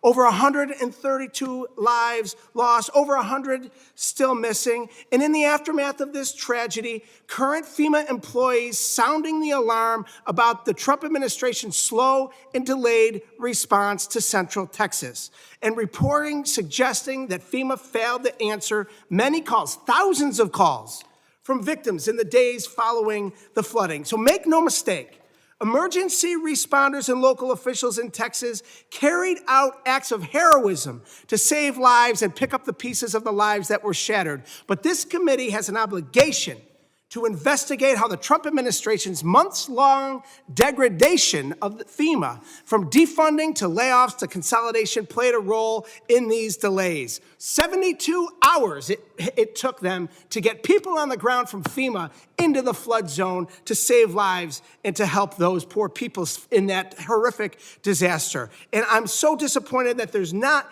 been more of a measured response from Republicans to address the authority and oversight of this committee. I've sent a letter with Congressman Gabe Amo, the ranking member of the House Subcommittee with Oversight over Emergency Weather Alerts, asking the administration to address these issues. I ask you, Chairman, and my colleagues, it's our responsibility to conduct this oversight in an urgent manner moving forward. Let's address these real threats and not chase political distractions. And on that note, I'd like to also, with unanimous consent, put into the record this op-ed from the former FEMA head, Deanne Criswell. Cuts to federal response programs guarantee future disasters. I yield back. Without objection, the gentleman yields. Without objection, be entered into the record. The gentleman yields back. The chair recognizes the gentleman from Arizona, Mr. Crane, for 5 minutes. Thank you, Mr. Chairman, for holding this hearing today on how NGOs facilitated the Biden border crisis. You can see our colleagues are very upset that we're having this hearing today. They don't want to talk about this stuff. They don't want to talk about the 300,000 kids that we still don't know where they are. They're upset that President Trump got elected. They're upset that he's doing exactly what he said he was going to do, and we're backing him up here in Congress. This is what the American people voted for because they saw 4 years of the carnage that these open border policies plagued on the United States. And we're talking about the NGOs that they used as middlemen to carry out their operations, like the Catholic charities they used to facilitate, normalize, and accelerate illegal immigration into this country. Ms. Hopper, you've worked closely with trafficking victims and survivors. I'd like to explore the role that the NGOs have played in enabling the trafficking and exploitation of unaccompanied alien children. Under the last administration, what safeguards were put in place to protect vulnerable unaccompanied children? I previously discussed the post-placement welfare checks, which consisted of 2 phone calls. Again, if the sponsor didn't answer, the case was no longer followed up on. But there was also a notice of concern hotline where people could report concerns about the unaccompanied child's safety. But what this administration found was from August 2023 to January of 2025, 65,000 calls went unanswered. Those calls spanned from, complaints about stale bread all the way to being abused, to one case where a child's call was reporting that grown men were coming into his room at night and they were touching him. Nothing happened with that call. That call went unanswered until this administration took office, went through those 65,000 calls, made follow-ups, conducted a welfare check, and now that child has been rescued and that sponsor has been arrested. These are the safeguards that were put in place, but accountability and oversight was not had. So you're telling this committee that the Biden administration, while they were letting all of these unaccompanied minors into the country, and as we've talked about today, they weren't keeping track of them, they issued these kids a hotline that they could call if they had trouble with the sponsor family, that they were put with, and you're saying that 65,000 calls to this hotline designated to protect these kids went unanswered? Is that what you're telling this committee? Yes, sir. Wow. That is unbelievable. Unbelievable. I believe you also said, Ms. Hopper, that according to your research, it was easier to adopt a pet or a dog than it was to get one of these children. Is that what you said? I said that it was easier to get a child, yes, than to adopt a dog. You actually had to provide more paperwork to adopt a pet from a pet shelter than you did to sponsor a child. Yeah, and think about it, guys. This is exactly why the American people are so upset. This is why they voted for the president, and this is why they voted for this agenda, to not only remove people from this country, to secure our borders, but to find these kids. I mean, this is completely atrocious in a day and age where we're starting to wake up to the realities of sex trafficking and what's going on with these kids. They let all these kids in. We still don't know where over 300,000 of these kids are. And you're sitting here testifying, saying that they gave a hotline for these kids to report if they were okay, if they needed anything, and 65,000 calls went unanswered. Do you know how many staffers the administration assigned to answering these phones and helping these kids? One. One staffer? Any idea how many hours a day this staffer was working? No. Maybe that's why there were 65,000 calls that weren't answered from these little kids, huh? Unbelievable. Thank you. I yield back. The gentleman yields back. The chair recognizes the gentlelady from New Jersey, Ms. McGyver, for 5 minutes. Thank you, Mr. Chairman. I first want to start off by just advising that witnesses should definitely come here with the facts. One of the witnesses today stated that I was arrested, and that's a complete lie, and I want to put that on the record. Mr. Chairman, this hearing is a sham, and a complete disgrace. Just because Republicans don't want to see it doesn't mean it's not true. The charities the majority is targeting are doing the Lord's work, quite literally. Republicans are trying to misrepresent and undermine and attack the work of these charities due to assist the most vulnerable and underserved, all while quoting scripture from the Bible. No matter what narrative my colleagues across the aisle try to spin, the truth is that these religious organizations and other nonprofits are not political. They seek to provide aid to those who are fleeing violence and seeking asylum. To every person working at the charities, religious organizations, and other NGOs that are the subject of this hearing, I say this to you: thank you, and I am sorry. Thank you for providing the services and resources that our government has failed to provide to desperate people who are in need. And I am sorry that Republicans are trying to intimidate you and prevent you from carrying out this critical work. I am appalled that this hearing is being used as an attempt to target religious organizations and prevent them from serving their communities in accordance with their faith. Meanwhile, the Republican majority has not done an ounce of oversight of the Trump administration, even as Trump and his administration tear apart DHS. In January, Trump installed unelected billionaire Elon Musk as the leader of Doge and empowered him to derail and demonize critical functions across the government, including at DHS. Elon has long had massive unexplained ties to China. He did not file any kind of financial disclosure, even as he took a role in overhauling the federal government. But did the Republican majority demand any information on Musk's conflicts? Did they ask questions about his ties to the Chinese government, a topic that draws their interest in just about every context every week on this committee? No, they did not. Instead, they turned a blind eye to Doge, and Doge installed unqualified staffers across DHS, gained access to sensitive security systems, and drove off untold members of dedicated civil servants carrying out important missions to secure our homeland. Doge has been dismantling and reshaping DHS for 6 months now. Has the Republican majority held a single hearing or called a single witness to examine these massive changes to the department? No, they have not. More recently, Elon Musk and Donald Trump had a very messy breakup. Perhaps men are just too fragile and emotional for these jobs. But I digress. We did, in fact, learn a few things during this breakup. On June 6, Musk tweeted, "Time to drop the really big bomb. Donald Trump is in the Epstein files. That is the real reason they have not been made public. Have a nice day. DJT."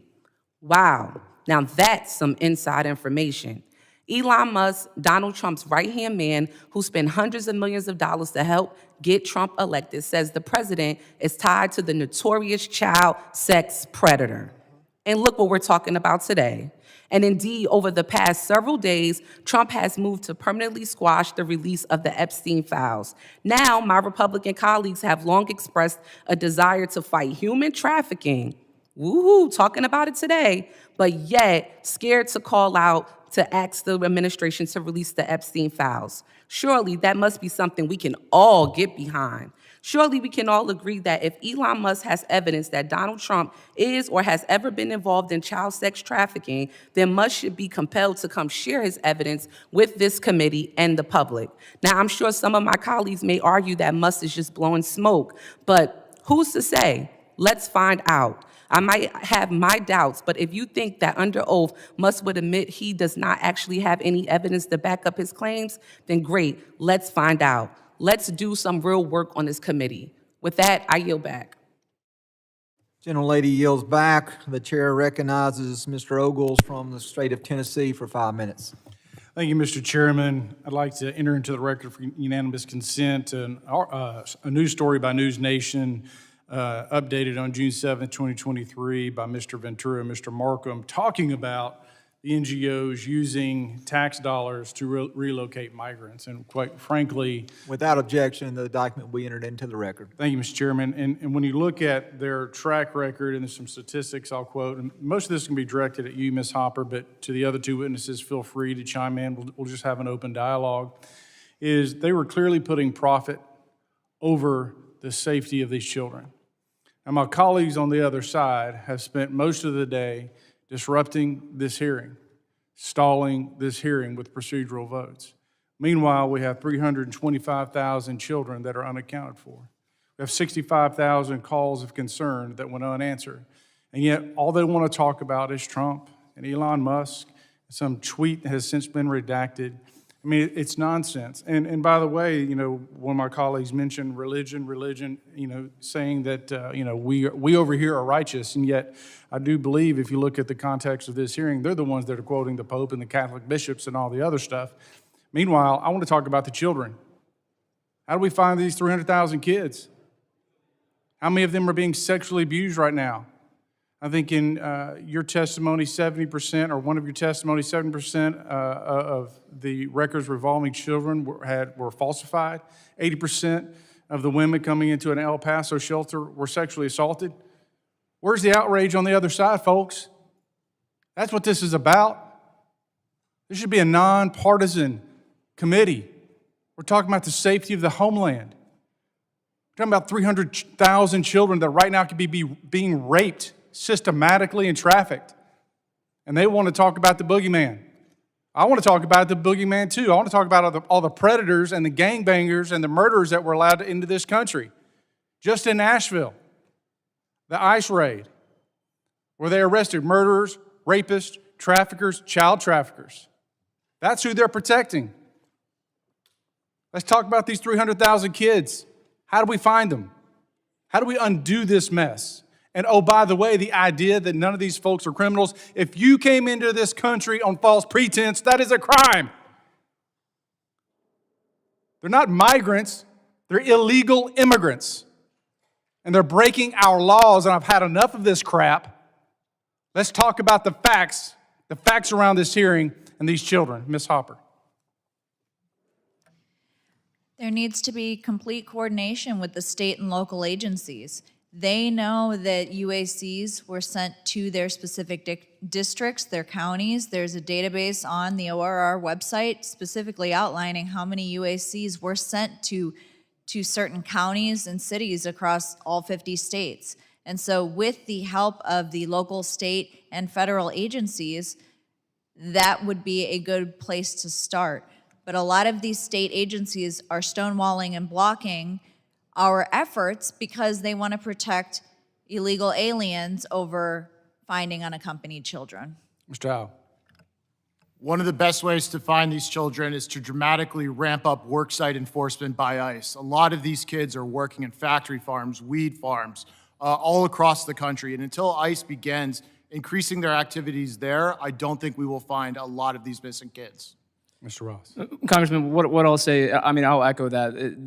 They came here because they wanted to work, obviously in horrible conditions. And what I'll say, and what I'll address is that it's false to say that these raids that are happening are not targeting the worst of the worst. I was with Border Patrol in Los Angeles County just recently, and they did an operation at a Home Depot, and they found a convicted pedophile because he's there looking for work, and those are the people that they want to hire to bring them into their homes around their families. It doesn't work that way. So I would concur that worksite operations need to increase, not decrease by any stretch. Mr. Chairman, you know, I thank you for the importance of this hearing, the topic. I thank you to the witnesses. But as we look at the systematic trafficking that we've seen across this country, Ms. Hopper, you're an expert on this. When you look at the distribution networks that the cartels have into our country, a distribution network, by the way, that would rival FedEx or the United Postal Service, and their ability to move product. And for them, product is human trafficking. Product is kids and women. And so with that, I yield back. Gentleman yields back. The chair recognizes the gentleman from Puerto Rico, Mr. Hernandez. Thank you, Mr. Chairman. I would like to just briefly raise my voice in favor of NGOs and the service they provided. As a law student, I worked with NGOs dedicated to immigrants, but not just to make sure that they could normalize their immigration status. I worked with immigrants on behalf of a cause that I think all Republicans support. I worked with immigrants to help them assimilate to United States culture and identity. I helped them study for their U.S. citizenship exams. And I could see their hope, their commitment. I would even say they were more patriotic and committed to this nation than many people who are born and raised here. I worked with NGOs to help victims of domestic violence who fled their home countries with their children, fleeing from terrible, terrible, terrible life circumstances, and people who found hope and security in this nation, and people that I was proud to see this nation welcome to provide them safety and security and a brighter future. So I really profoundly regret to see this Congress, to see this committee attack NGOs so broadly under a false pretext that this is really to protect the people. We are attacking people. We are attacking institutions that help people. And I want to make sure that history reflects the side that we, the Democratic caucus, this side of the aisle, stand on today. Thank you, and I yield back. Mr. Chairman. I'm sorry, who wishes to be recognized? Crane from Arizona. Ms. Crane? Request to enter into the record from Oversight Project article tracking movement of illegal aliens from NGOs to the U.S. Interior. Without objection, shall be admitted into the record. Thank you. Mr. Chairman. Mr. Thompson? I'd like to enter into the record the statement of Bishop Nicholas DiMaggio of Brooklyn, New York, in which he states, from our Catholic faith perspective, the issue is ultimately about human beings. Without objection, will be entered into the record. With the gentleman yielding, the chair now recognizes the gentlelady from South Carolina, Ms. Biggs. Thank you, Chairman Guest, and thank you to our witnesses for your patience today. This hearing is important, and I think it's crucial that we know the role that the NGOs played in the invasion of our country. While the Biden administration opened the doors, the NGOs fueled the invasion. They provided or coordinated transportation to the interior of the country, along with food, shelter, legal fees, and more, all with your tax dollars. Mr. Chairman, I'd like to submit for the record this piece of the Free Press titled "Nonprofits Are Making Billions Off the Border Crisis." Without objection, it shall be entered into the record.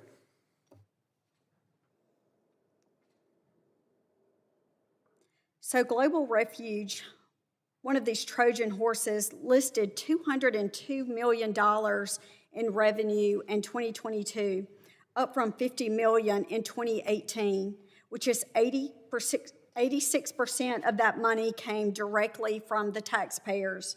Another organization, which we've already talked about today, Endeavor, received 99.6% of its revenue from taxpayers.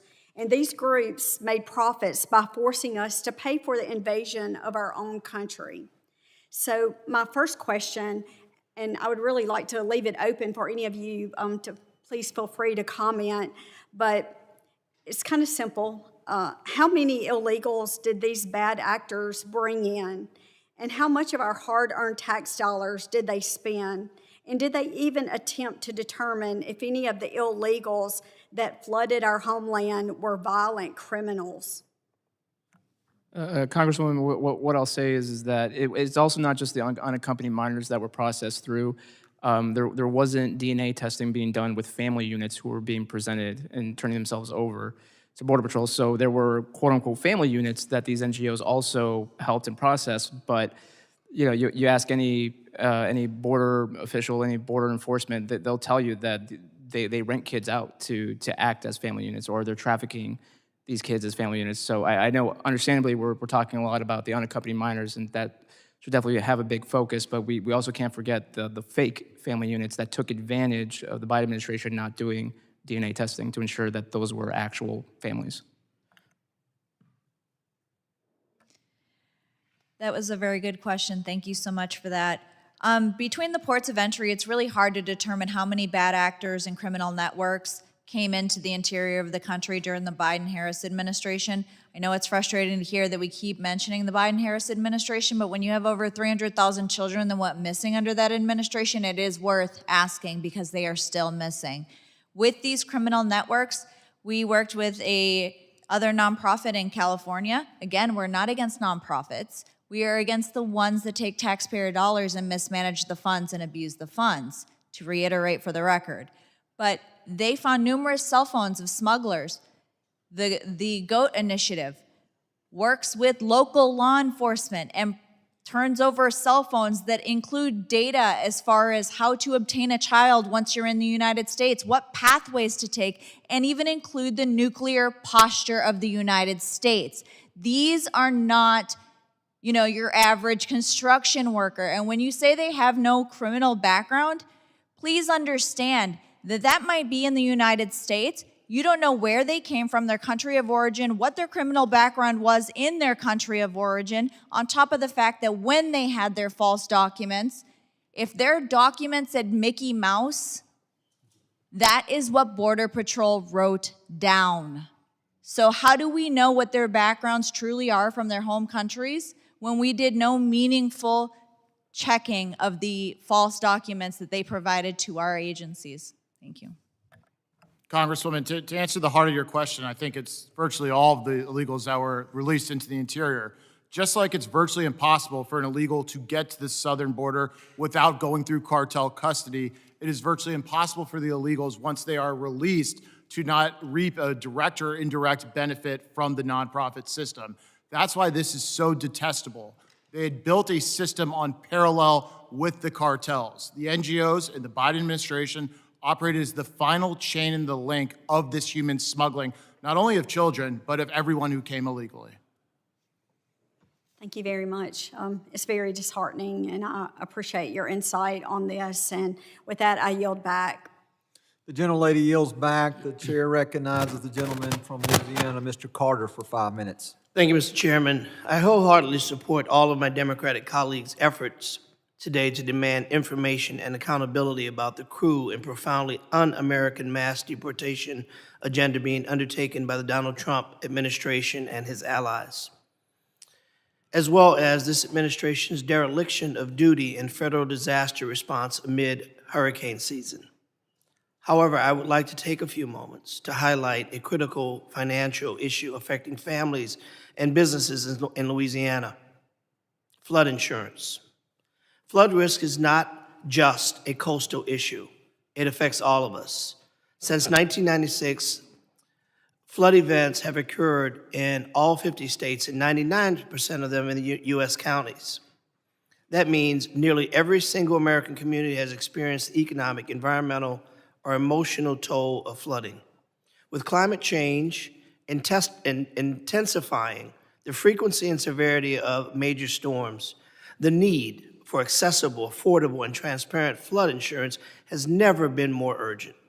Unfortunately, FEMA's implementation of Risk Rating 2.0, the new methodology for calculating National Flood Insurance Program, NFIP premiums, have created serious affordability problems for our constituents. Let me be clear. Congress did not pass legislation to mandate Risk Rating 2.0, nor did we have any meaningful input in its development. FEMA claims that this overhaul falls under its administrative authority. However, FEMA bypassed a formal rulemaking process, conducted no economic impact analysis, and declined to brief Congress before the implementing of one of the most sweeping changes to NFIP in its history. In fact, FEMA has continuously refused to release its full Risk Rating 2.0 methodology. Policyholders do not have access to their property level rating factors inputs, except for the few listed on their declaration page, which are made available only after coverage is purchased. The lack of transparency is unacceptable. In my district, the consequences are real and deeply concerning. Premiums are rising drastically, and in some cases, unpredictably exacerbating our ongoing housing affordability crisis. Louisiana is not alone in this issue. There are over 1.5 million policyholders in Florida and approximately 700,000 in Texas, among others. On average, Risk Rating 2.0 and NFIP policies will cost $1,800, representing a 103.6% increase over legacy rates. There are 17 states with higher average rates than Louisiana. Rates will increase by over 50% in 41 states. Some of the states with the highest average risk rates include Maine at 183% rate increase, West Virginia at 171%, Mississippi at 149%, Florida at 131%, and New York at 85%. Among metropolitan areas, my district in New Orleans has the second highest average insurance coverage, behind only Miami. For working families already struggling to keep up with the mortgage payments, high insurance costs could mean having to choose between flood protection and other essential needs. Many have opted out of NFIP altogether, leaving them and their entire communities vulnerable and uninsured in the face of disaster. Within just 2 years of implementing Risk Rating 2.0, NFIP lost over 215,000 policyholders, and nearly 5% of all policies. States that saw the biggest decline in policyholders were West Virginia, losing nearly 20% of policies, Oklahoma about 18%, and Texas with 15% decline. Not far behind, over 1 in 10 policyholders in Louisiana has opted out. This is not a partisan issue. I have been highly critical of Risk Rating 2.0 throughout the Biden administration, with even former Secretary Mayorkas acknowledge that Risk Rating 2.0 is flawed. Yet during both Biden and Trump administrations, FEMA continued to push forward without correcting course, listening to Congress, or properly engaging the people most affected by these changes. The bottom line is this: we need a flood insurance system that protects, not penalizes, American families. It should be grounded in science, equity, and economic reality, but also accountability and transparency. Congress must have a role in shaping the future of the NFIP, and our constituents deserve to know how decisions impacting their homes and livelihoods are made. Mr. Chair, I'd like to enter into the record this research from the Coalition of Sustainable Flood Insurance, which lays out details on this issue. Without objection. As well as a letter from the entire delegation, Louisiana delegation, bipartisan, Republican, Democrat. My dear friend, Mr. Higgins, who's not sitting here now, also signed off on this letter. Without objection, it will also be admitted.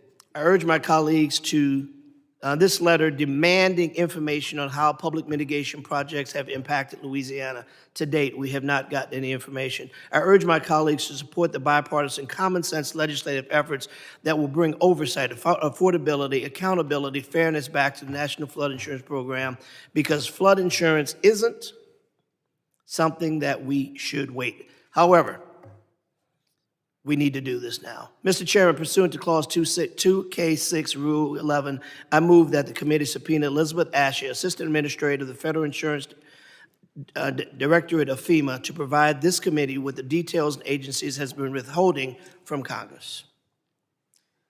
Is there a motion? Here is a motion. Move to table. Motion to table. It's in here somewhere. Here we go. The gentleman moves to table. The motion to table is privileged and non-debatable. We will allow a few moments for members to return to the committee room, as the room, let the record reflect, is very vacant at this point. So we will suspend momentarily for that to take place.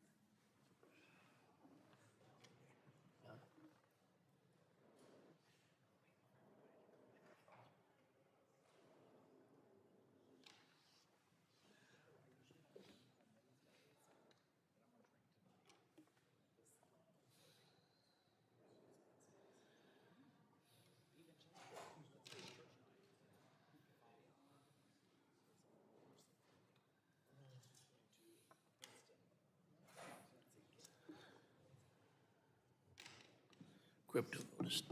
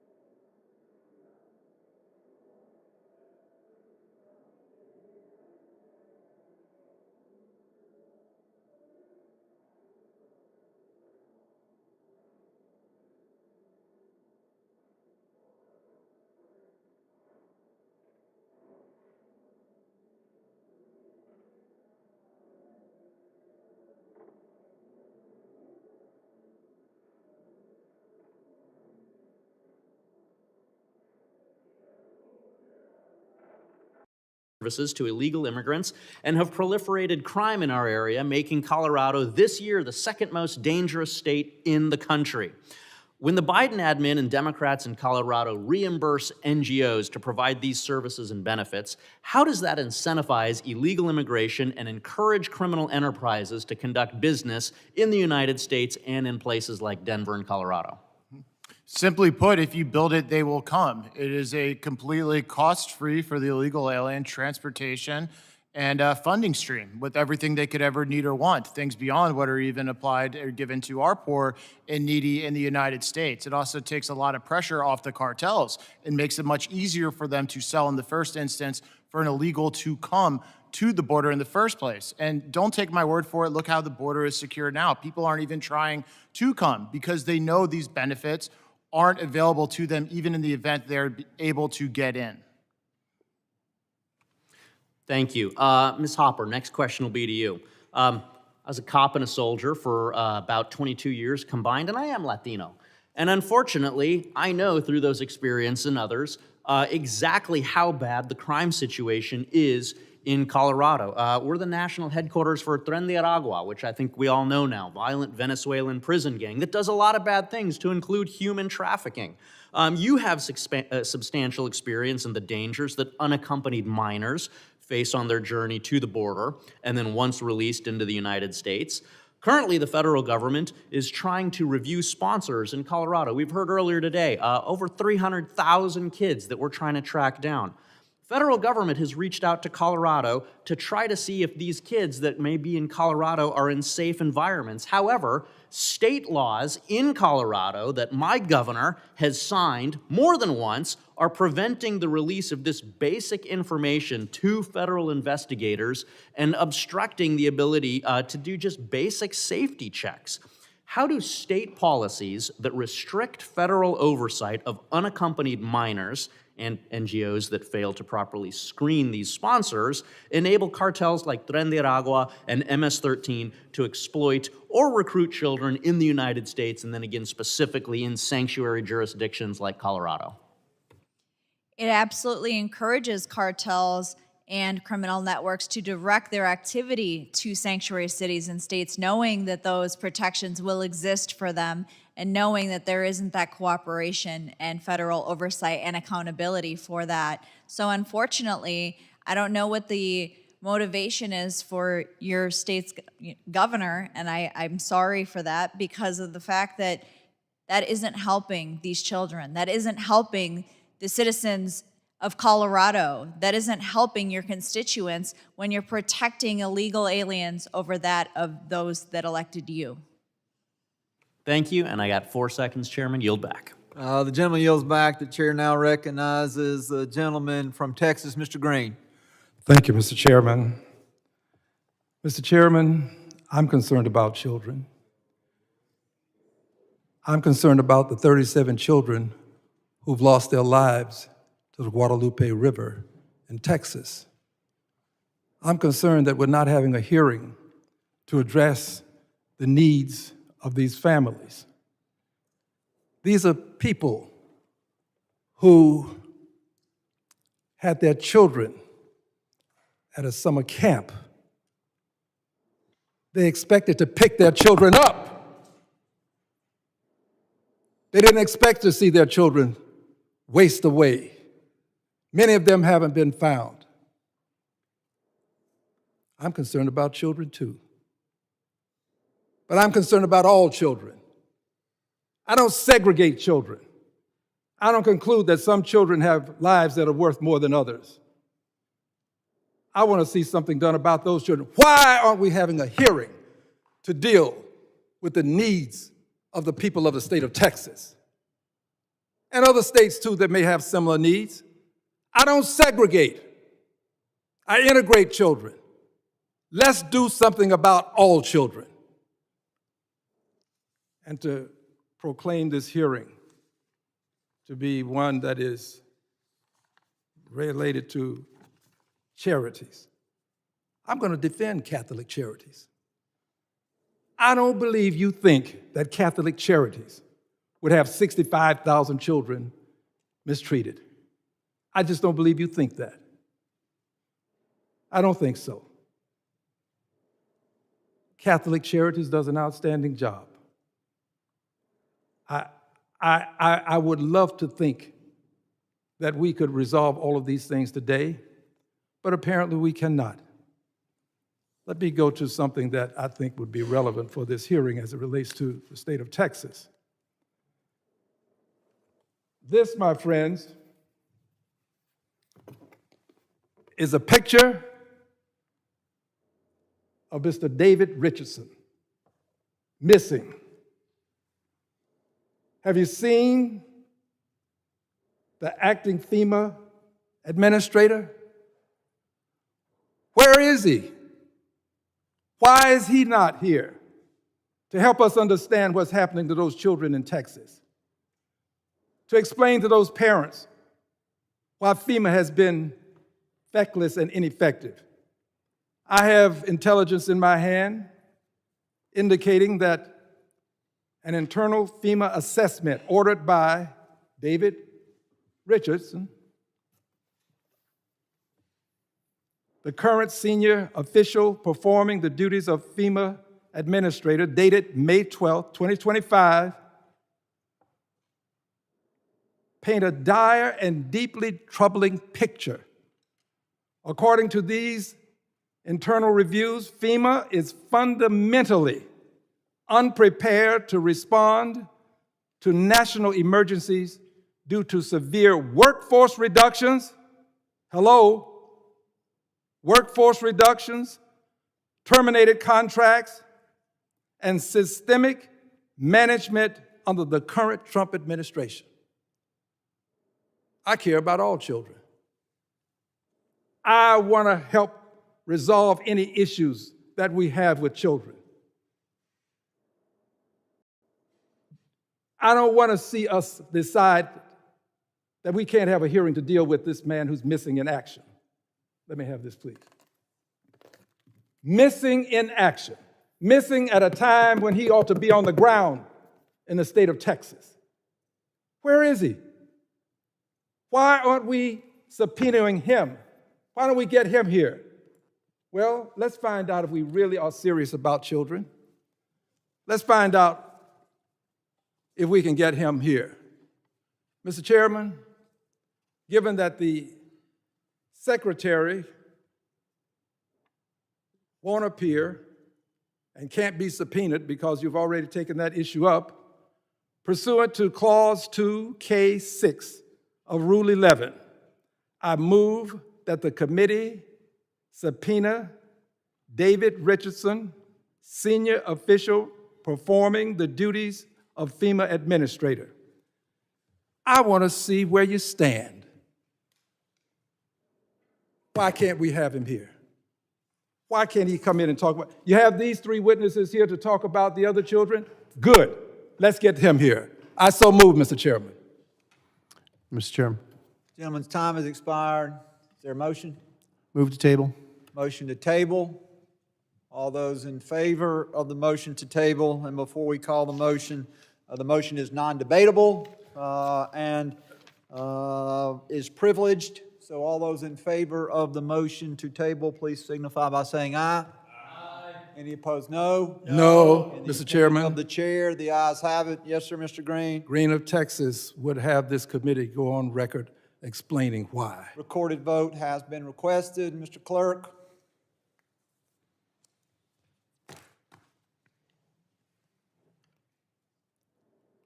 You will please call the roll. Mr. Green of Tennessee. Mr. McCall. Mr. Higgins. Mr. Jimenez. No. Mr. Jimenez votes no. Mr. Pfluger. Mr. Garbarino. Ms. Green. Mr. Gonzalez. Mr. Luttrell. Mr. Luttrell votes aye. Mr. Strong. Aye. Mr. Strong votes aye. Mr. Burkeen. Mr. Crane. Mr. Ogles. Mrs. Biggs. Mrs. Biggs votes aye. Mr. Evans. Aye. Mr. Evans votes aye. Mr. McKenzie. Mr. McKenzie votes aye. Mr. Knott. Mr. Knott votes aye. Ranking Member Thompson. Nay. Ranking Member Thompson votes no. Mr. Swalwell. Mr. Correa. No. Mr. Correa votes no. Mr. Tanadar. No. Mr. Tanadar votes no. Mr. Magaziner. Mr. Goldman. Mrs. Ramirez. Mr. Kennedy. No. Mr. Kennedy votes no. Mrs. McIver. Ms. Johnson. Mr. Hernandez. Ms. Poe. Mr. Carter. Mr. Carter votes no. Mr. Green of Texas. On behalf of the 37 children who've lost their lives, Green votes nay. Mr. Green of Texas votes no. Do any members wish to change their vote? Mr. Chairman, I wish to change my vote to yes. Mr. Jimenez votes aye. Are there any other members who have not yet been recorded that wish to vote? Mr. Crane votes aye. Mr. Clerk, how am I recorded? The chairman has not been recorded. Guest votes aye. Chairman Guest votes aye. If the clerk will please report the total.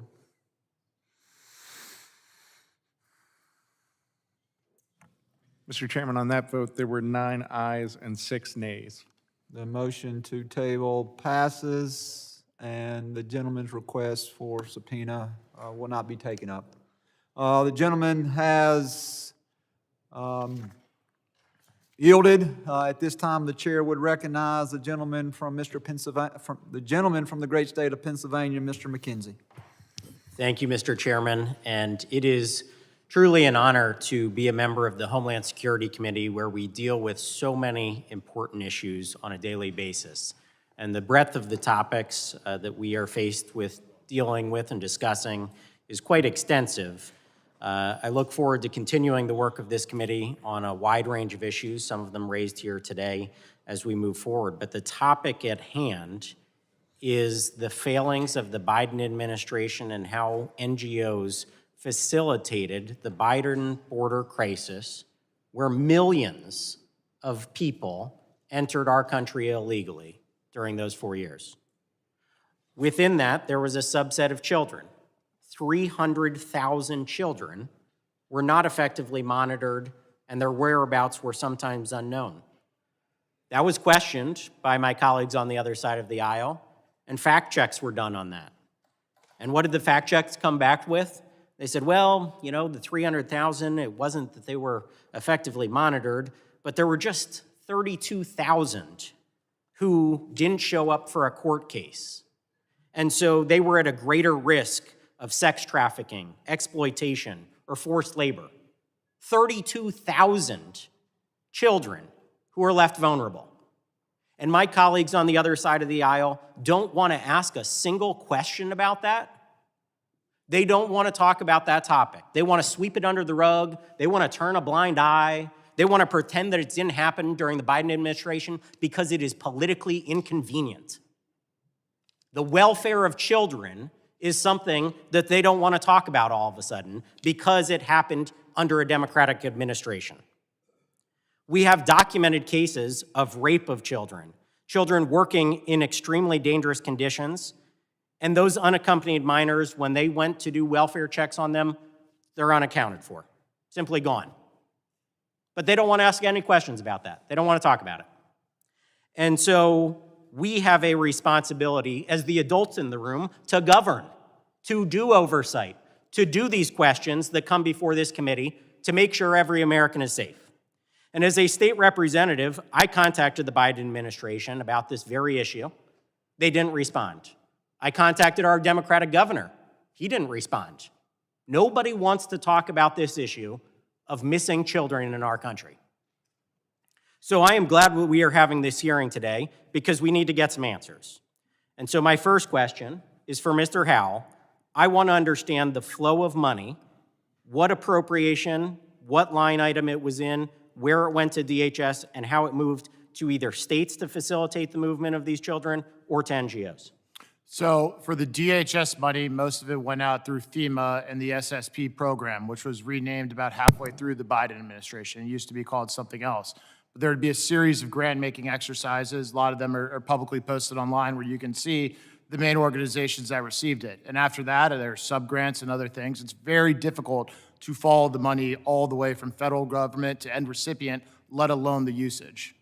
So it went through FEMA, which is intended for emergency management in situations like we faced in Texas and was just talked about, but the money was gone. It was used for these programs, you're telling me. That's absolutely correct. And they begged for more time and time again. Simply astonishing that the money would be used in that way and not for the safety of the American public in emergency situations. The next question I have is for Ms. Hopper. Who is supposed to have the accountability and responsibility for the well-being of the children? When they move from one agency to the other, does the accountability and responsibility hand off to the next organization? Or is it Homeland Security, since they did the initial intake, they're the ones who should be held ultimately accountable? It's a very good question. A lot of these agencies are pointing fingers at each other, and without a clear established person or group or agency that's responsible. You had Border Patrol that had 48 hours to move these children, these men, these women through. Then they went to HHS, which, depending on the situation, would outsource that responsibility to NGOs. And so without that clear oversight on who was responsible, it makes it challenging to hold people accountable. But at the end of the day, I would look to whoever is issuing the grant. There is a scope, there are deliverables, there is requirements that need to be met, and so the grant issuer is responsible for managing that contract to make sure everything is being met before issuing more monies.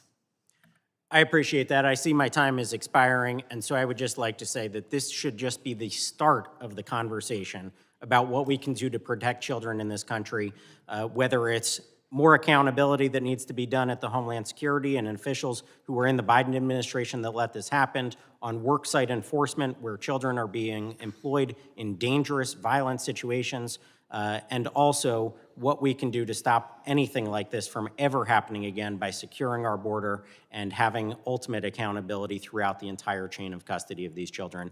I just can't thank you enough for being here today. It's an important topic, and we're going to continue to do oversight as we move forward. Thank you. The gentleman yields back. The chairman recognizes the gentlelady from Arizona, Ms. Asari. Thank you, Mr. Chairman. I really appreciate the opportunity to wave on to the Homeland Security Committee today to speak on an issue that's critically important to my district in Arizona. I represent one of the most diverse districts in the entire country where more than 64 languages are spoken. And first of all, I want to emphasize how vital and life-saving the work of NGOs like Catholic Charities, like the International Rescue Committee, and like Lutheran Social Services has been to constituents in my district. They work day in and day out with very little resources to serve people. The Trump administration's mass deportation policy has demonstrably failed our nation and our values. According to a recent Gallup poll, a 62% margin of folks disapprove of the Trump administration's ineffective, authoritarian, and inhumane immigration policies. I have seen the cruel policies of this administration firsthand in my district. Separating families, masked ICE agents showing up to immigration courts in downtown Phoenix where people had appointments, ripping people away from their families. Detainees in inhumane conditions. This includes DACA recipients. This includes green card holders. This includes US citizens. And deporting innocent people without due process to foreign prisons. It is unconscionable. About 1 month ago, I went to the Eloy detention facility about an hour outside of my district in Phoenix. I spoke with more than a dozen women there who were desperate, devastated about the conditions that they're living in, facing significant harassment. They described a situation where one of the staff members literally forced them outside to march outside in 110-degree Arizona heat, marching around for over 2 hours, yelling at them, quote, "This is the price of the American dream." This is disgusting. And when we're talking about well-being of citizens, even if you believe that these people should not be in the United States, it is embarrassing that our country would be treating any human being like that. So, Mr. Howell, I have a couple of questions for you. Very straightforward, yes or no. Do you support this type of treatment of human beings? I'm sorry, I wasn't listening. All the other Democrats haven't asked a question, so I kind of wasn't paying attention. Can you restate it? Okay. The detention center facility conditions in this country are atrocious. Women are being harassed, they're being dehumanized. In Arizona, they were forced to march outside in 120-degree heat until somebody fainted. I have visited these detention centers as part of my oversight responsibilities. I know you're a big fan of oversight. Do you think that is acceptable treatment of human beings by the United States of America? For illegal aliens to be detained throughout their immigration proceedings, yes, I think it's the that law. way. To be treated in I'm that not taking your word for it. Okay. On top of that, 17 million Americans were just cut off of health care thanks to the vote of all of the Republican colleagues over here. Meanwhile, Republicans just gave more money to ICE and DHS to the tune of $170 billion. It's now one of the largest funded agencies in the world, about 16th or 17th in terms of what a military would look like for other countries. Again, you talked about the importance of oversight, Mr. Howell. Do you believe that members of Congress are legally allowed to conduct oversight of ICE detention facilities? As we've written extensively the Oversight Project, because we're trying to help keep your colleagues out of jail, like Representative McIver, who was indicted. I misspoke when I said she was arrested. You as an individual member do not have oversight authority. Oversight authority by the rules of the House flows through the full House to the chairman, and that right now is held by the majority. So It is despite the legally statute allowed. that you cite, Mr. it's going to Howell, end up with more reclaiming my Democrats time. clogging our Reclaiming jails. my time. I want to keep you out of jail. Claiming my time, thank you. It is actually legal for members of Congress to go to detention center facilities that are operated by our government and to conduct oversight. That actually is legally allowed. That is incorrect. We also know that the Trump administration is funneling billions and billions of dollars to private for-profit prisons. I heard today a number of $6 billion to NGOs that you all are so concerned about. The private prison companies in this country, like Core Civic and GEO Group, are making billions of dollars in profits because of the massive, and stunning corruption. They gave billions of dollars to elect Donald Trump. Now we're making sure that they make billions of dollars. And speaking of sheer corruption and cover-ups for the ultra-wealthy, Mr. Howe, I know you have spent quite a lot of time talking about the importance of releasing the Epstein files, but now you're kind of parroting Trump talking points about this being a Democratic hoax. I'm wondering if, yes What or did no, I say? do you support the... No, what if I parroted Do you support, about it being a hoax? It's a yes or no. Do you support... No, it's not. You said something false. I'm asking you to cite what you said, which is clearly false, because I've not said what you said. Mr. Howell, my question is, do you support the public release of the Epstein files? My answer is written in the op-ed in the Blaze, yes which or you no? can read. Yes or no? Listen, ma'am, I am trying to answer It's your a yes or question. no, You are Mr. lying to the American people I'm asking you a in your simple misstatements. You question. just told a lie in this committee room. Howell, I'm do you- trying to clear up the record. It's very simple. I am trying to answer if you let me speak. Do you I think support the it? public deserves way more transparency than we've got. I've written that. You've accused me of parroting another It would be talking point, wonderful which if I have not. Bring the receipts. You're lying, and everybody knows it. Mr. Howell, The gentleman will suspend. The gentlelady's time It's a has yes or no question. the gentlelady's time has expired. The chair will now recognize Mr. Knight for 5 minutes of questioning. Mr. Chairman, it's good to be here. Thank you for having this hearing. To the witnesses, I would say thank you. I think I owe you another thank you. This has been quite a long hearing, and unfortunately, the Democrats have obstructed, they've distracted, and they've refused to engage in this topic because it shows that their narrative that they have authored is false. That what happened at the border was just perfectly in line with the norm. It was beneficial to the country. There was nothing they could do about it. Whatever narrative they've written, it is false. This was a designed, intentional, and protected endeavor to bring millions of people into this country regardless of the consequences. It was designed by the Biden-Harris administration, and the Democrats on this committee are still defending it. It's just astounding. They will not say this hurts the American people. Unchecked illegal immigration hurts the American people. We could go on and on. I want to give you all some time to talk. Mr. Howell, starting with you. One of our esteemed colleagues on the other side declared that what happened at the Biden border was not politically motivated. It was all charity. Do you agree with that statement? Absolutely not. It was a highly coordinated plan executed by some of the most radical elements of this country for the sole purposes of ushering in a massive border crisis, which caused tremendous damage and is still being defended to this day. Does that affect the electoral count or congressional apportionment? Absolutely, it affects the census. Do you think that that is lost on Democratic governors, senators, and congressmen and the Biden-Harris administration? It is absolutely not. Was there a plan to send them to politically sensitive states? I think they send them everywhere, but the highest concentrations are the urban areas, which are clearly of benefit to the Democrats. Was there evidence that these individuals here illegally were coached on how to register to vote, where to go, what to say, how to evade capture from immigration officials? Correct. It's happening still today with these nonprofits coaching them on how to evade. As for the voting, as this country's voting system became a laughingstock with the mass mail-in ballots, we have evidence from the Biden White House of a listening session they held with these radical activists where they were encouraging the Biden White House not to even ask people if they were citizens before trying to register them to vote. It's worth noting that the Democratic Party is staunchly and uniformly against voter ID, no matter what state has been proposed. Just a random thought. Ms. Hopper, what interest do international parties have in sending millions of people to this country illegally, including children?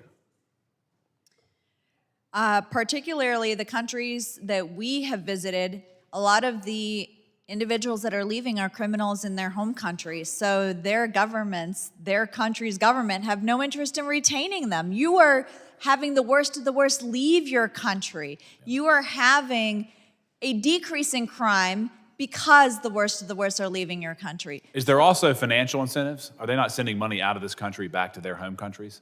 Oh, absolutely. Absolutely. They make money in this country. So they're getting rid of criminals, and then they're taking home money. Exactly. Amazing. You mentioned earlier, I'm sorry for being quick, there was one person at this call center for abused children, 65,000 unanswered phone calls. Let's back up before they even got here. How many people were in charge of vetting the millions of people that came across the border? Vetting is being used as though it happened. Vetting did not happen, did it? Not in a meaningful way, no. It was a process. They were processed into the country. Supposedly, and not in a consistent way. Right. Now, I've got one more question, Mr. Rosa. I want to give you a chance to respond to Mr. Green. He looked right at you and said he didn't believe that you really thought that children were mistreated by a charity with the name Catholic in it. I want to make a distinction. It was not an extension of the Catholic Church. This was a uniformly named charity with the word Catholic in it. But I want to give you a chance to respond. Well, yeah, because the reason why that was just a weird thing to say is because the people at the border, they know how these things work, right? This isn't new. So these NGOs, not just Catholic charities, a whole bunch of them, they knew that the vetting wasn't done, that this was being done haphazardly because of the volume, right? The volume overwhelmed the system. And so there are shortcuts that need to be taken. By design. By design, exactly. Yes. And so they still took the money to do that. They knew that these children were being abused. Before they arrived to the border, there was probably going to happen after they got to their final destination, whether it's a workplace or sexual abuse. And they still took the money because it was taxpayer dollars. And they increased their pockets. And so it's very frustrating because I've seen children as young as 7 crossing by themselves. I saw a girl hold a 2-year-old, just them. So he doesn't know me. A lot has been said about our credibility, but I've been there and I've seen it, and this was a big problem. Yep. Well, I'll close with this. Again, this was the biggest problem that I have seen in my lifetime. And it's going to take decades to fix, and it's astounding that the Democratic Party not only built it, not only implemented it, but they are still defending it. And the American people need to know that if they get back in power, those open border policies and the flood of mass migration will return. We cannot let that happen. Mr. Chairman, I yield back. Thank you, Mr. Knott. With consultation with the ranking member, there are no closing statements in this matter. I would like to thank our witnesses for being with us today. And would like to remind our witnesses that members of the committee may have additional questions for you, and we would ask the witnesses to respond to these in writing. Pursuant to Committee Rule 7E, the hearing record will be held open for a period of 10 days. Without objection, this committee stands adjourned.